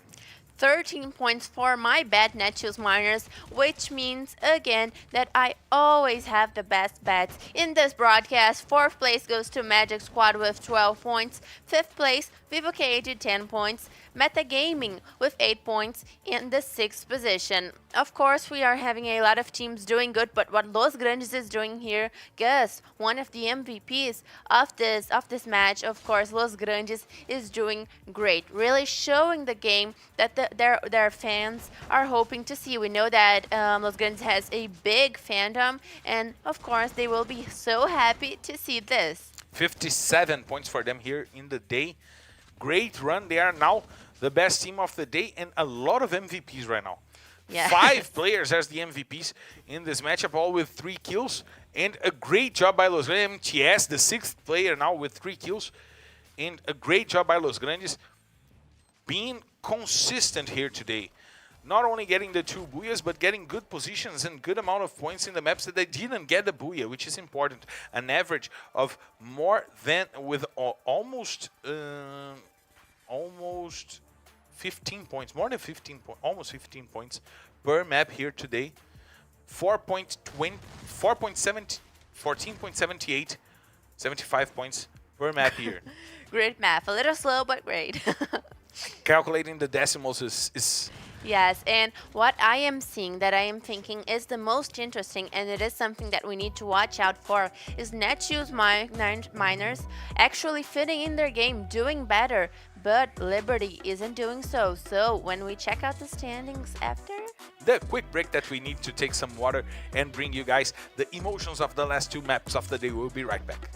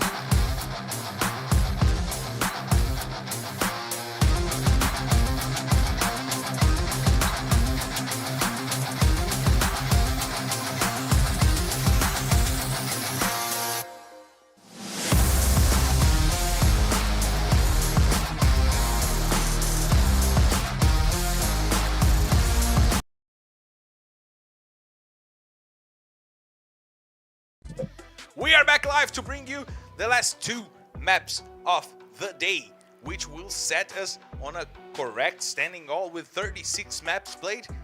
And of course, we will see the picture of the top. Yes, and I am so excited to see how this third week is going to end. So as of course, let's check the standings and let's see what we Metagaming is have. already the runner-ups. Yes, Metagaming making an incredible season, and they were underdogs in the beginning of the season because their squad changed so much, but they are here showing that they are competing for the leadership and they still might get it, Marcelo. And now Tropa inside of the top 12. Leading Loud outside of the top 12. And they now have a good position to fight for the finals. A team that came to Serie A last season and kept their core, now fighting for the finals. Yes, Tropa getting closer and closer to the first half of the standings. Of course, Los Grandes, with their great development, is one step closer to get to passing God Unidas, and maybe they even can pass Corinthians. They can go over Corinthians indeed. Corinthians not having a good day here today, but also Liberty and Netshoes Miners not having a good day. Now 0-0 Nation is the first team outside of the relegation zone, and they are more than 50 points ahead of Liberty and Netshoes Miners, which means that they are a day ahead of Liberty and Netshoes. Yes, and of course, Liberty and Netshoes Miners are closer and closer because Netshoes Miners is doing better and Liberty is doing worst. So we might see Netshoes Miners being able to pass Liberty in those last couple of matches. Maybe we're going to see Netshoes Miners getting out of this terrible last position, which is going to take them one step closer out of the relegation zone. What they need is a booyah. They Yes. need a booyah to get the engines rolling, to get the steam out, and for them to start performing better. But I want to ask you, your bet for this map? My bet for this Kalahari is... I'm gonna let you go first. Team Liquid. Team Liquid. No, Corinthians. Okay, Corinthians, I'm going with B4 for this map here because the Safe engines bidder. are already rolling and we're clear to take off. So let's hit the skies! Ladies and gentlemen, from the flight R95 heading straight to Kalahari. This is your captain Marcelo Ferrantini, and by my side, my co-pilot Isa invites you to loosen your seatbelts, fasten your boards, because it's time to drop, Isa! Time to drop. We are in the second to last map of the day, which means that all teams that have not done well yet are going to have their last chances to do better. We have all teams going to their usual drop calls as always, and Vivo Cage is going to have a great blue zone to go alongside with them and to give them that extra loot for the beginning of this match, Marcelo. Nice job for them, taking their usual drop call and the blue zone for some extra loot. We see Los Grandes also in their usual drop call, and Corinthians really close by the command post. We know that spot is where Corinthians always go here in Kalahari. We see Juan now rotating to playground, gathering information, using that strategy of going alone when they know that they can be revived by their teammates. We see Gus over there taking their spot near the vending machines, which gives the freedom for Juan to try to go over and gather information on the rotation, isn't it? Yes, of course. And we have Los Grandes being a huge highlight of today. We have also them getting closer and closer to a better position in the standings, which means that if Los Grandes makes great last matches here in this round, we are going to have them closer and closer to the top of the standings. And of course, we still have 12 players alive, 48 players, and 12 teams, 48 players, I'm sorry. 2 minutes into the match, and we are seeing before Marcelo's bet, as always, in Refinery, their usual, typical, and very well understood game. So let's see how all teams do, because we are approaching the first safe zone. It is going to start to shrink in just 1 minute, which means that a lot of teams are going to start rotating. This new safe zone mechanics with the larger and faster safe zones at the beginning and then a huge shrink by the second safe zone, it makes the teams have to loot faster and to rotate even faster than before, which leaves some team with the usual late rotations in a real predicament, which is the case of Netshoes Miners, Isa. Yes, of course. And I am hoping to see their first Booyah. If not today, maybe in the next round. But Netshoes Mariners, if I must remind you, is the only team in the whole LBFF that didn't get any Booyahs in the Season 7. So we are all waiting for their time to get here. And of course, they are also the bottom team in the standings, which means that they need to get closer to the top 12. And of course, Netshoes Miners is evolving also their game today. They are playing in a way that we haven't seen them play in any of the other rounds they have played. Do you think today is gonna be the day? Well, I am Don't thinking. get triggered by that. I thought you were Today going. is gonna be Yeah, the day. Wonderwall. By the way, I got my ticket. I'm going to see Liam Gallagher live here in São Paulo. He's coming in Really? November. Of course, I didn't Oasis even is my know favorite that. band of all time. Oh, that's so sweet. I don't think they have launched any new songs in a while, No, but Oasis is no longer together. oh my god. They now tour by themselves. We see Liam Gallagher here. We see Noel Gallagher there. And the brothers broke up. Well, fun fact for you guys in the broadcast to know. It happened in 2009. Oh my god. Oh my god. It's been 13 years. Okay, then let's just pretend that we all already knew, because what Cruzeiro knows is that the danger zone is very close to them, and we have a tweet on the screen, Marcelo. But they are asking Pires, so I'm not bringing it to the break. I'm joking, Pires. I love you, man. And he's asking, what do you think about the teams using the cars rotation? Well, he's So, asking Pires, Pires, not please- me, so... Please answer us. Well, I'm Pires. going to give my opinion. He's a Because Pires. he asked someone for it, and if that someone isn't here, then I'm going to respond it. And I am thinking it's very interesting to see the car rotations in the map, especially with the new safe zone patterns, with the new safe zone timing. It is going to be extra important to be able to make those car rotations, and I like it, especially because it isn't just an easy way to play. You need to study it. You need to be able to really make a strategy out of that rotation. And it brings Misha to the game, right? Yes, it brings Misha to the game. Misha that has been buffed, very buffed, by the way. But look, Elias is saying 4 players together couldn't knock down MTS. This boy is on fire. Of course, MTS is one of the Free Fire legends of Brazil.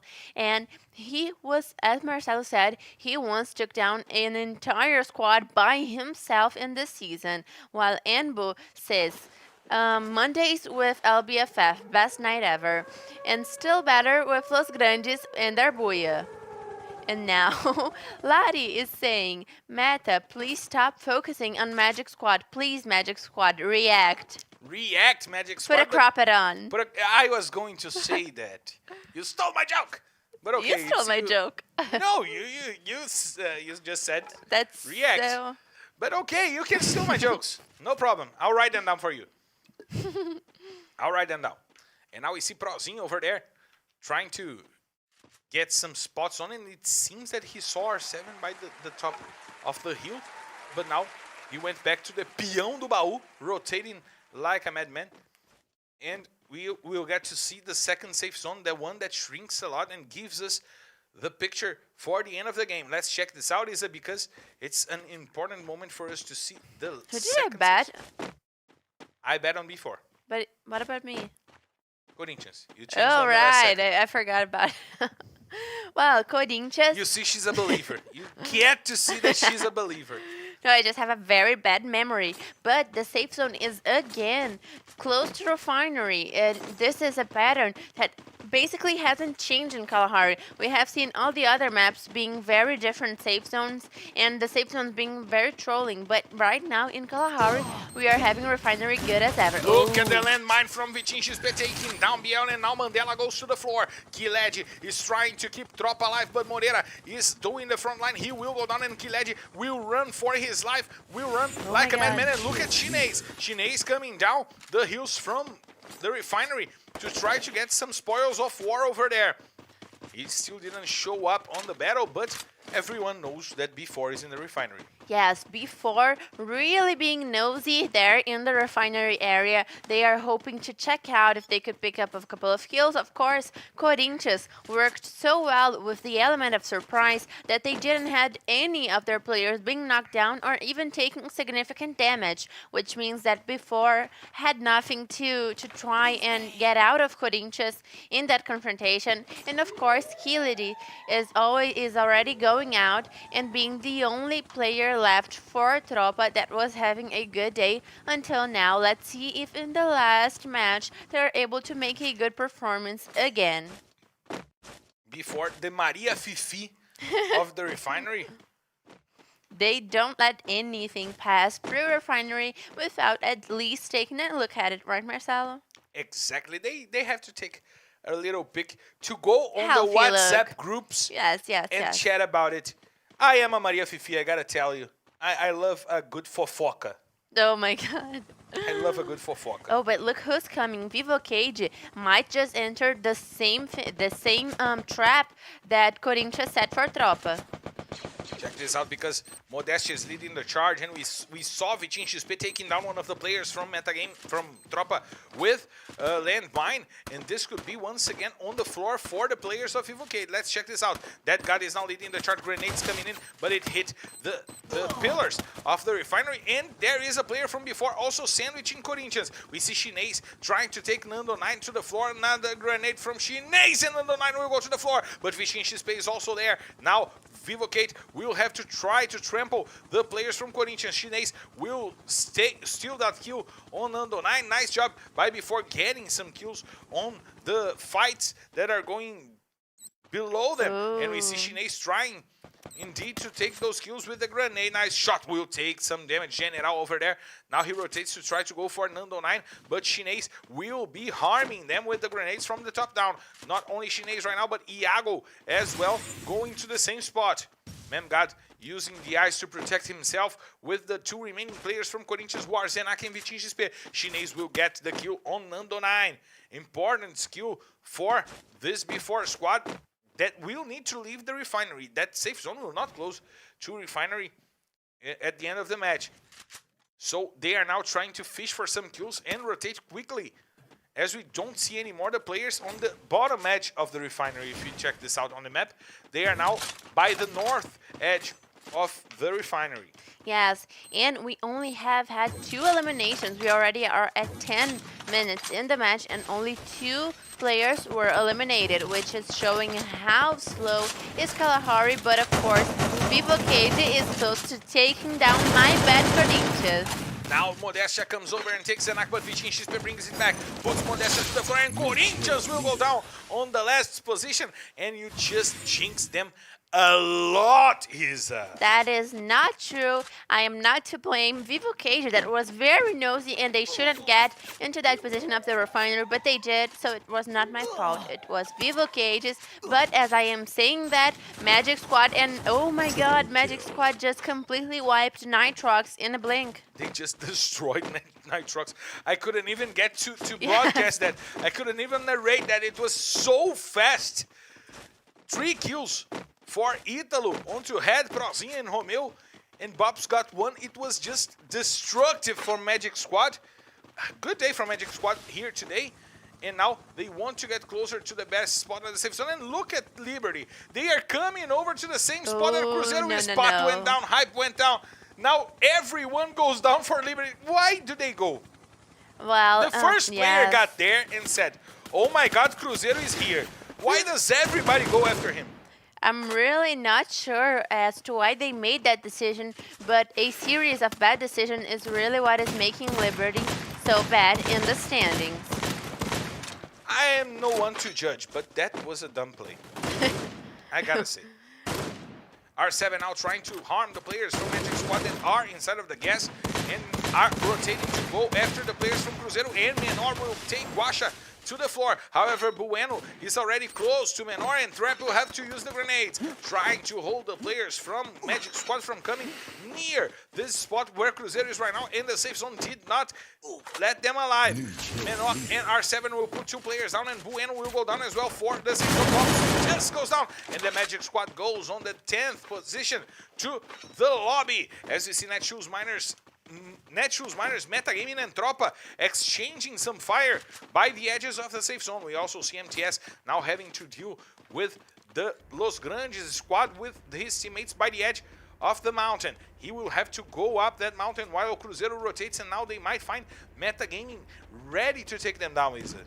Yes, and of course the safe zone is really favoring Before. Once again, I'm thinking that the safe zone is gonna get tired of Before one time or the other, because oh my god. Now Eric rotates with the car. He sees the car rotating and tries to go for the grenade. He tries to find the players from Cruzeiro using the grenades. We see Trap leading the rush for this Cruzeiro squad. He is already uphill and he has the grenade launcher. He tries the grenade launcher shots, but he missed the window. And now Eric brings the grenades to harm a little bit the players from Cruzeiro. Trap, the grenade is good. He might find the player down, and he finds himself down. He puts himself down with the grenade, and he will have to be helped. He will delay this rush from the Cruzeiro squad. R7 is by the edge. Moreira gets Giga to the floor with a nice AWM shot. Boom, he's rotating. Metagaming is joining that fight as well. Pão will take the kill on Giga. More grenades coming in from Eric. He takes Menor to the floor. Eric in a great season right now, but Trap with the grenade launcher. My god, Trap! Quadra kill with the grenade launcher! 2 deadly shots! Take Metagaming back to the lobby as quickly as he possibly could. Amazing job by the Cruzeiro player. Los Grandes go back to the lobby while Iago tries to get the kills onto the players of Tropa. Quadra kill for R7 as well. Nice job by the players of Cruzeiro in this rotation. Iago, he has his sights on the players of Vivocade. Pedro RS goes to the floor. Before already have 8 kills, and they did not leave the refinery because the safe zone favored them a lot. They will have the best positioning, and I might win the bet. Finally! I finally might win this bet right now against Isa. We see Vivocade rotating. Lobato has the information, and he will regroup with his teammates.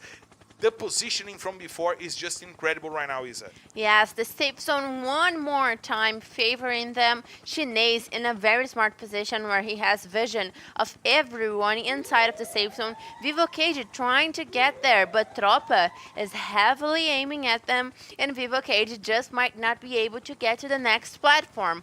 While so we have MTS, the sole player of Team Liquid, as always the hero.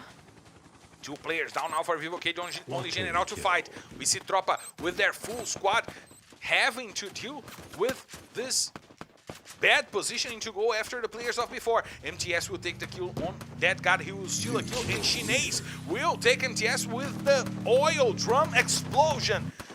He takes MTS back to the lobby. Now Vivocade goes down on the hands of Field. Netshoes Miners still alive in this match, and you were going to bet on Netshoes Miners, and you gave up. You chose to go for Corinthians. Netshoes Miners are still alive with their squad. With only one player. With only one player, it's Field. But they are still up. We see Before with a great positioning, and Cruzeiro 2 players. Tropa now has only Biel and Mandela to fight because Moreira is on the floor, and Cruzeiro will take that kill. Trap will take that kill for himself. Field is by the containers while Shinei tries to find the shots on R7 and Trap. Nice job by Shinei, dealing a lot of damage to R7. Grenades coming down the hill. Trap will try to find some space, will try to open some space with the grenades. R7 takes a flashbang to the face, and he will delay a little bit this rotation. More grenades coming in, and he will go down. Now only Trap to fight for Cruzeiro. Lobato breaking the ice, and Cruzeiro goes down. Only 3 teams alive, and the only team with 4 players is Before. 1 for Netshoes Miners, 3 right now for Tropa. Netshoes Miners go down on the hands of Lobato. Now it's a 2v2, it's a 4v3 match. A one-on-one, a face-to-face, a mano for Tropa and Before. Let's see if The champions will go for the double booyah here today. Both of them would be in Kalahari, dominating the center, using the refinery. Now the rush goes in. Iago goes to the floor, but Kiledi goes as well. Lobato falls down and Tropa might finish this off. Jubin is the only player alive and he will defeat the Tropa. So it's a double booyah and a bet win for me and for B4. Sequence of double booyahs that we have here today. 2 on Kalahari for B4 and 2 on Purgatory for... B. With Purgatory, it was for Los Grandes. Yes. I'm not... Do you believe in God, Marcelo? I believe in God. Well, then God must pay you. No, you will pay me. You guys, you can access my social media. You will have 2 free codes No. in the hands of Isa. B4 with the win and with an impressive win. Yes. Taking control of the refinery, 14 kills for them. Once again, they're going over 50 points with only 2 maps. Those 2 maps gave them more than 50 points on the table. And we'll check the standings for the confirmation of the points, which will lead B4 to a great positioning to try to once again fight for the top. And do you think that maybe we are going to have a perfect day and Magic Squad will get the last booyah in Bermuda? I'll bring you the bets sooner. I'm still having to think the bets because I want 4 codes for my followers. Oh, please, you'll get none. So you're a bad payer. Yes. You're a poor payer. Yes. So you get to see the character. I'm the worst of loser ever. So we got to see the character of Visa. But Look before at Nature's getting Miners. And look at before. Getting to the 3rd position. Oh. Leaping to the 3rd position. Only 2 points behind Metagaming. Now it's really credible and doable for B4 to take the leadership today. They only need 18 points in the last map of the day. Yes, that's right. 18 points Yeah. in this last map of the day that could lead them to the top of the standings because they have the upper hand on the tie-breaking criteria. They have more booyahs than Fluxo. But Metagaming is also very close. So let's see if in this last Bermuda we are going to have Metagaming and B4 extra motivated to get the booyah and be able to take the leaderships, get the whole week of leadership because we are going to only have the other round on the next Saturday. But of course, Netshoes Miners with an incredible performance today, at least for their standards. Yeah. Yeah, At up least until what they're now. doing here For today, for this their season. standards in the season, it is great, and they have already passed Liberty. Of course, they need a booyah if they want to get at least somehow close to 0-0 Nation to be able to get out of the relegation zone. Because even if they are able to pass 0-0 Nation to get to 0-0 Nation, they still won't be able to make it out of the access group if they don't react quickly. And there we see it's a really important day for Netshoes Miners. After the dumb play from Liberty, I got to say it was dumb. I'm sorry. I like the players from Liberty. They are nice dudes, but that play was dumb. It happens sometimes. We take dumb decisions, and it was dumb, that play. However, they still got the time to take that position back from Netshoes Miners because it took too long for Netshoes to try to come over and take it from Liberty. Yes, of course. But what I am the most interested is in my bet in Bermuda because right now I am telling you I am going to win this bet and we will be. You will have to give me 4 codes because I'm winning this bet as well. Do you believe in God? You will give me 4 codes. Don't you say that you're the god of Free Fire? Is a god? Let me just say Aren't something. you is a god? So God will pay me indeed. Let me just say something. My overall performance with those bets was 100 times better than yours. But I was the one who won. You only got one right because B4 is, as always, very good in Kalahari, and they I gave you the opportunity to go first on the bet. I told you go first. Go first, and you went on and said, Netshoes Miners, no, Corinthians. I gave you the opportunity to choose first and to change your choice. He took the safest bet. I said B4, and I won. He took the safest bet, just like he did in Bermuda. He took Team Liquid, and now And I'm in taking Team Liquid once again. Okay, take Team Liquid because I am taking once again. Okay. I am taking Vivo Cage once again, which means that I am going to win this bet. And as I have had the overall best performance, am going to be the winner, even though you won't give me any codes. If I lost, I would give you the codes. I don't care. Ah, so you're the poor loser. I don't care. She's going to pay me. Believe me. However, we are heading to the last map of the day, the last map of week 3, the last map of the first third of the season. This map is the one who can define the places, the spots that the teams are taking. Yes. We have before in metagaming possibly trying to go over Fluxo. We have Netshoes Miners trying to get close to 0-0 Nation. Teams leaving a gap between themselves and the Access Group Zone. Cruzeiro, Tropa needing to perform well to open up a gap to Loud, who is in the 13th position right now. So it's a map where everyone is going to give their blood. Yes, and of course, we have 3 teams competing directly for the leadership. So let's keep an eye on Magic Squad, Metagaming, and Tropa, sorry, and before that Amnesia Brain. That gave me 2 codes that will be on my social media after this game is over, because she will not get it right with Vivocade and I will get it with Team Liquid. She will have to give me 4, and the first 4 players here on the airplane will be the ones to get the codes, because we're clear to take off. So let's hit the skies, ladies and gentlemen, from the flight R9D6 heading straight to Bermuda. This is your captain Marcelo Ferrantini, and by my side my co-pilot Isa invites you to loosen your seatbelts, fasten your boards, because it's time to drop, Isa. Time to drop, and we are here on Bermuda, the battlefield for our last match of the day, our last map of week 3 in the Brazilian Free Fire League. And of course, we have that airplane route that we all like, that airplane route that is very difficult for some teams. Corinthians is going to have a real hard time getting to Sentosa, their usual drop call. Also, Nitrox might have a hard time, but for the rest of the maps, it is going pretty easily.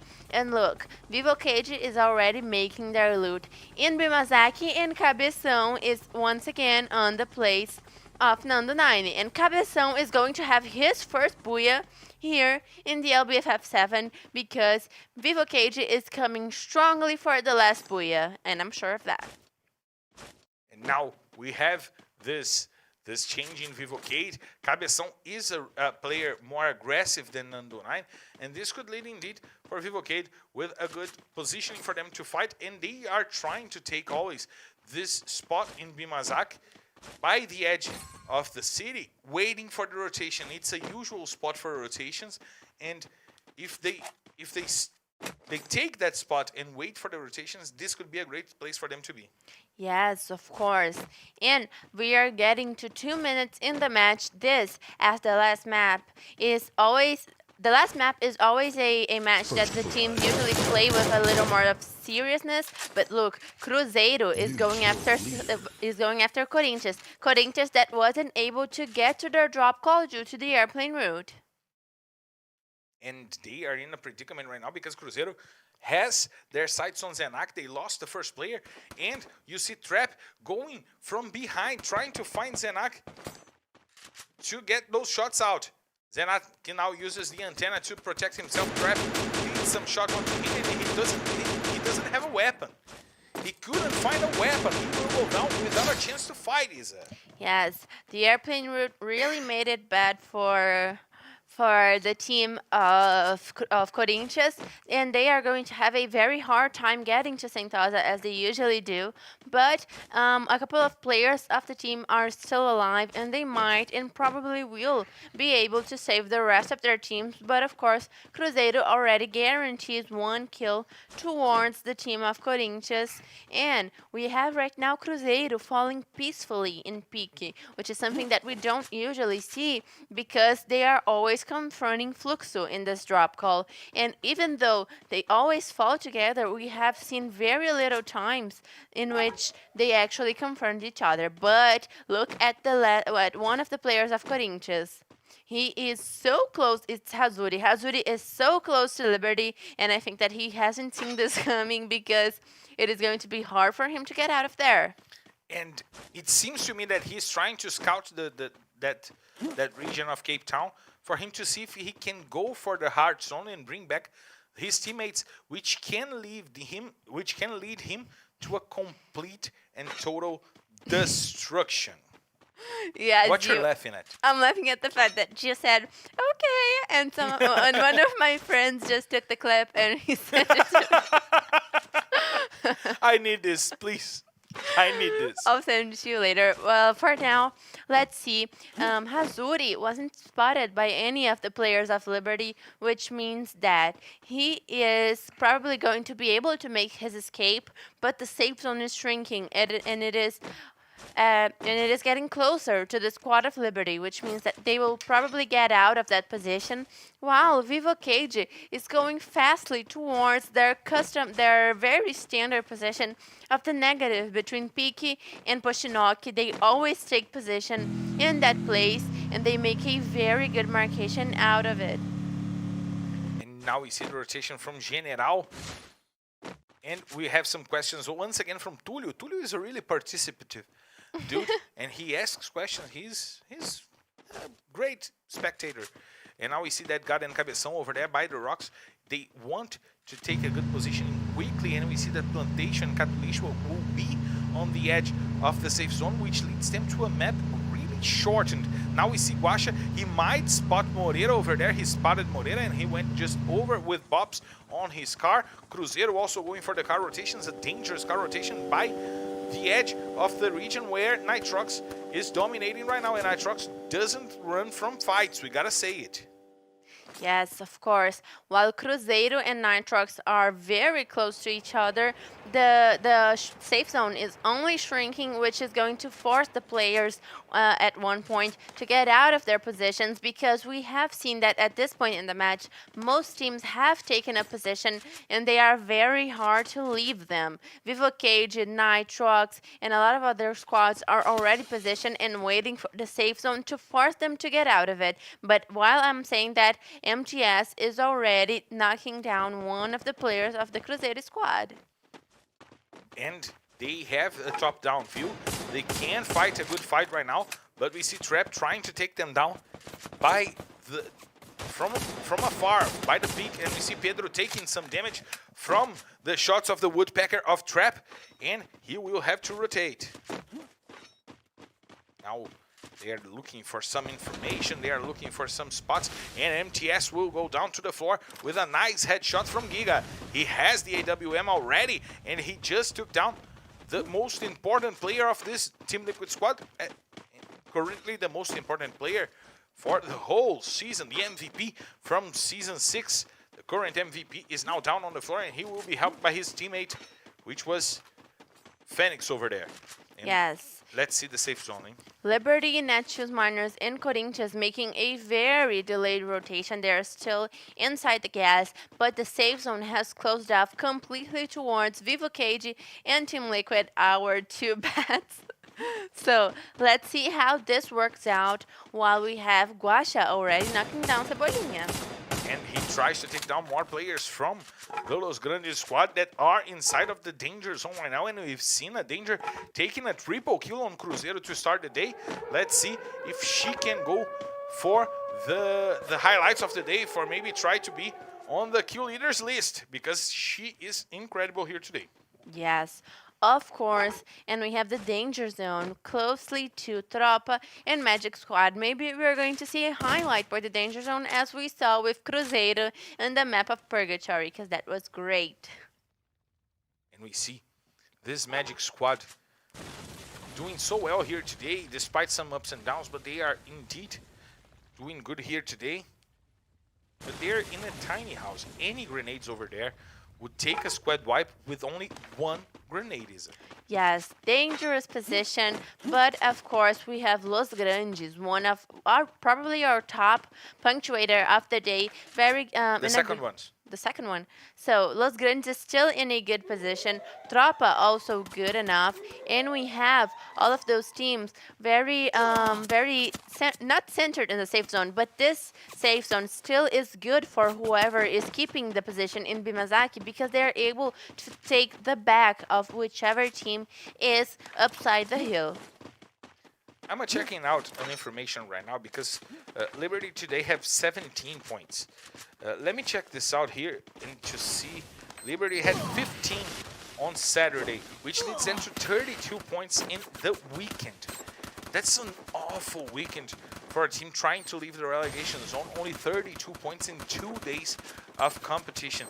That leads them to less than 3 points per map in average for the weekend.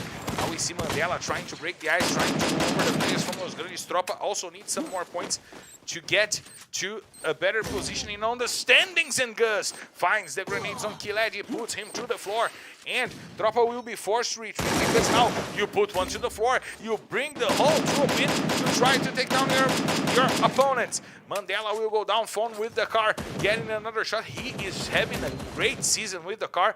The man phones in. And now one takes Biel and only Moreira to fight for Tropa to try to keep Tropa alive. Will they be the first ones to go back to the lobby? The first squad wipe falls to the hand of Tropa. We see one taking him down. And Tropa goes back to the lobby in the 12th position with no points, Isa.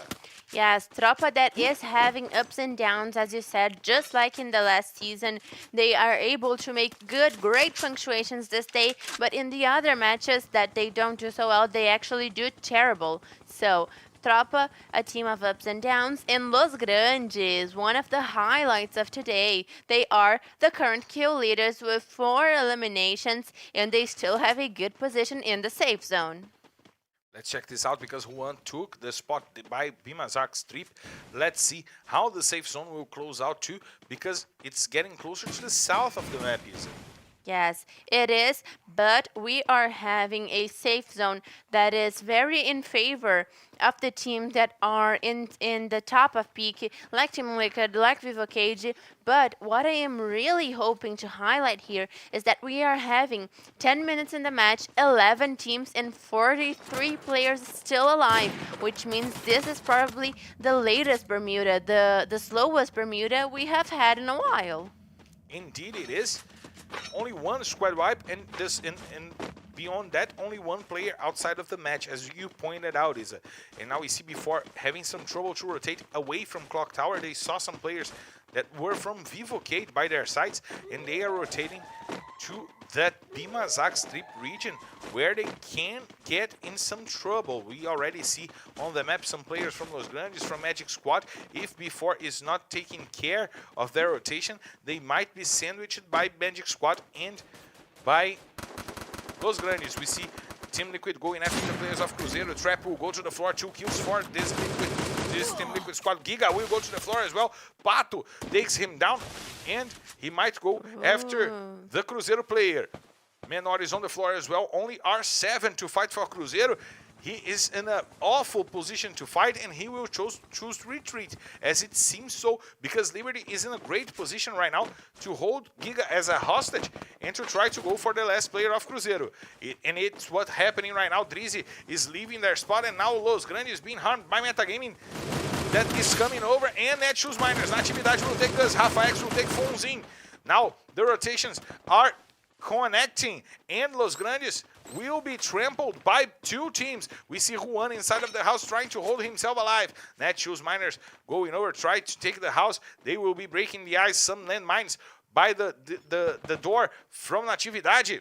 And we see Rafa taking information, quietly taking information. Boot will take R7, and Cruzeiro goes back to the lobby in the 11th position. They started well, but once again, as they did yesterday, they started well and ended the day in a bad punctuation. And Marcelo, this is probably the crowded safe zone we had in this whole championship. We have 34 players alive in the 4th safe zone. Look at how many players we have. there just isn't space for everyone. I'm gonna need to channel my inner fat Eminem for me to rap God this to the end. Yes, you will need to. I will need to wrap God this to the end because Netshoes Miners and Metagaming are already fighting, and you see Rick going as fast as he possibly can, and Liberty taking out one more squad, 2 squad wipes almost for Liberty, and they are getting My closer squad's to being killing the yours. Now, mine is Team Liquid. I'm with Team Liquid this map. So look at that. Now they are going after, and Team Liquid is out on the hands of Vivocade indeed. Let's see if they can get that spot for themselves, as we see Metagaming going for Netshoes Miners. Rick, he's on the edge, he's on the door, and Pone tried to come with the site, trying to open up Rick, and he gets it. Nice job sending Netshoes Miners back to the lobby. Modesty is on the floor, Dad got on the floor as well, because B4 is getting to that region as well. Can they go for the triple booyah here today? Now we see Hype trying to hold the players from Vivocade and Los Grandes will go back to the lobby on the hands of Metagaming. Now, Liberty with 8 kills going for the rush, but Lobato sends one of their players down. Iago and Jubinha were also in the need to rotate because they were behind. Lobato with the grenade launcher, putting Hype to the floor, and Drizzy will come over. Modestia!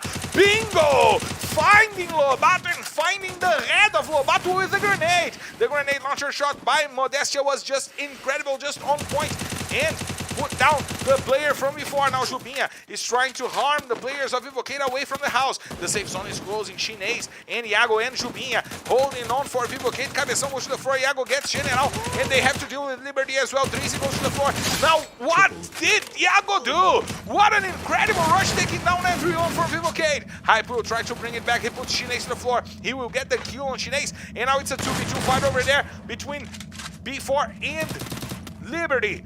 Hype and Drizzy trying to hold on, both of them getting some kisses by the wall, by the fences over there.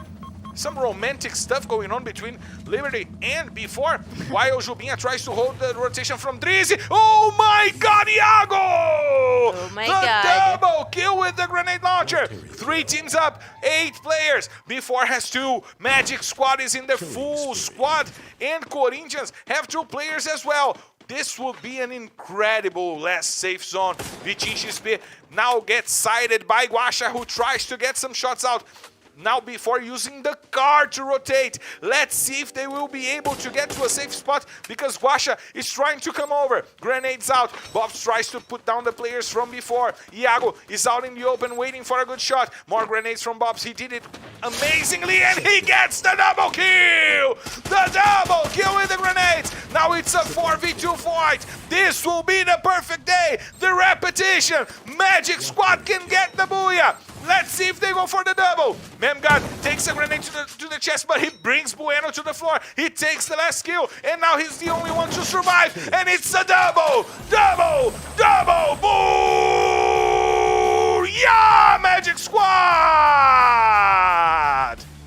A complete repetition of the first half of the day. The double booyah for Los Grandes, the double booyah for B4, and the double booyah for Magic Squad on the same maps on the first and the second half of the day is Perfect day, as you have said, Marcelo. We have the protagonists of this round. Actually, we have Magic Squad, B4, and Vivocade making amazing in Los Grandes. I'm sorry, and Vivocade's in my mind because they didn't get the last booyah. And Los Grandes I won the bet. making the perfect sequence of booyahs. And look at how pretty this is. It's beautiful. Look at how pretty it is. It's beautiful. It's right in the middle. It's symmetrical. It's just incredible. It's perfect. It's perfect. I love symmetry. I gotta say it. But it was an incredible day by those 3 teams. They executed their strategy to perfection. Yes. Dominate Purgatory. Los Grandes did it. Dominate Kalahari. B4 did it. Dominate Bermuda. Magic Squad did it. It was a show of great strategical play by those 3 teams. Yes, and of course we will soon check out what the best team of the day was, to see which team, alongside with having 2 booyahs, also got the best performance in all other maps. But first we got to check out the highlights for this matchup, so we got to know who got the most points. We'll be having it as soon as possible.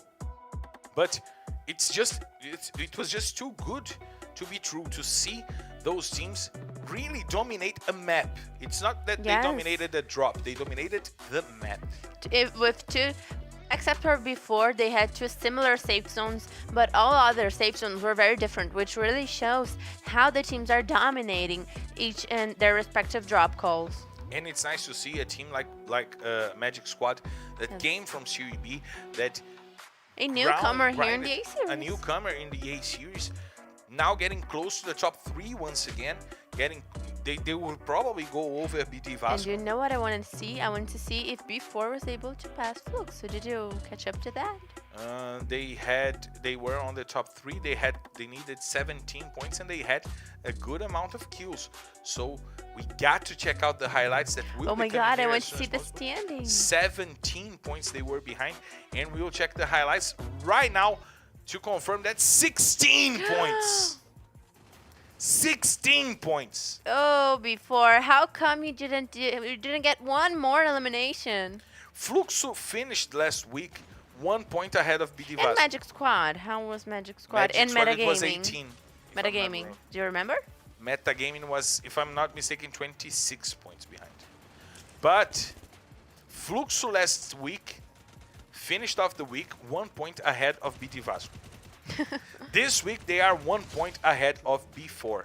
Well, they're on a streak of luck. 1 point luck. The 1 point luck is happening for Fluxo right now, and we see the confirmation of the points for Los Grandes. 9 points. Nice job. Nice day for Los Grandes, finishing off with 71 points for themselves. Netshoes minus probably the best day for them in the season. Team Liquid with 4, Nitrox with 2, Cruzeiro 1, and Tropa with 0 points. Tropa started well, but finished off poorly as well as Cruzeiro. Yes, Cruzeiro that we were getting used to see a great performance of. We are seeing Cruzeiro as a very strong team, especially with Trap. That is his highlight. But unfortunately today we haven't been able to see such a good performance out of them.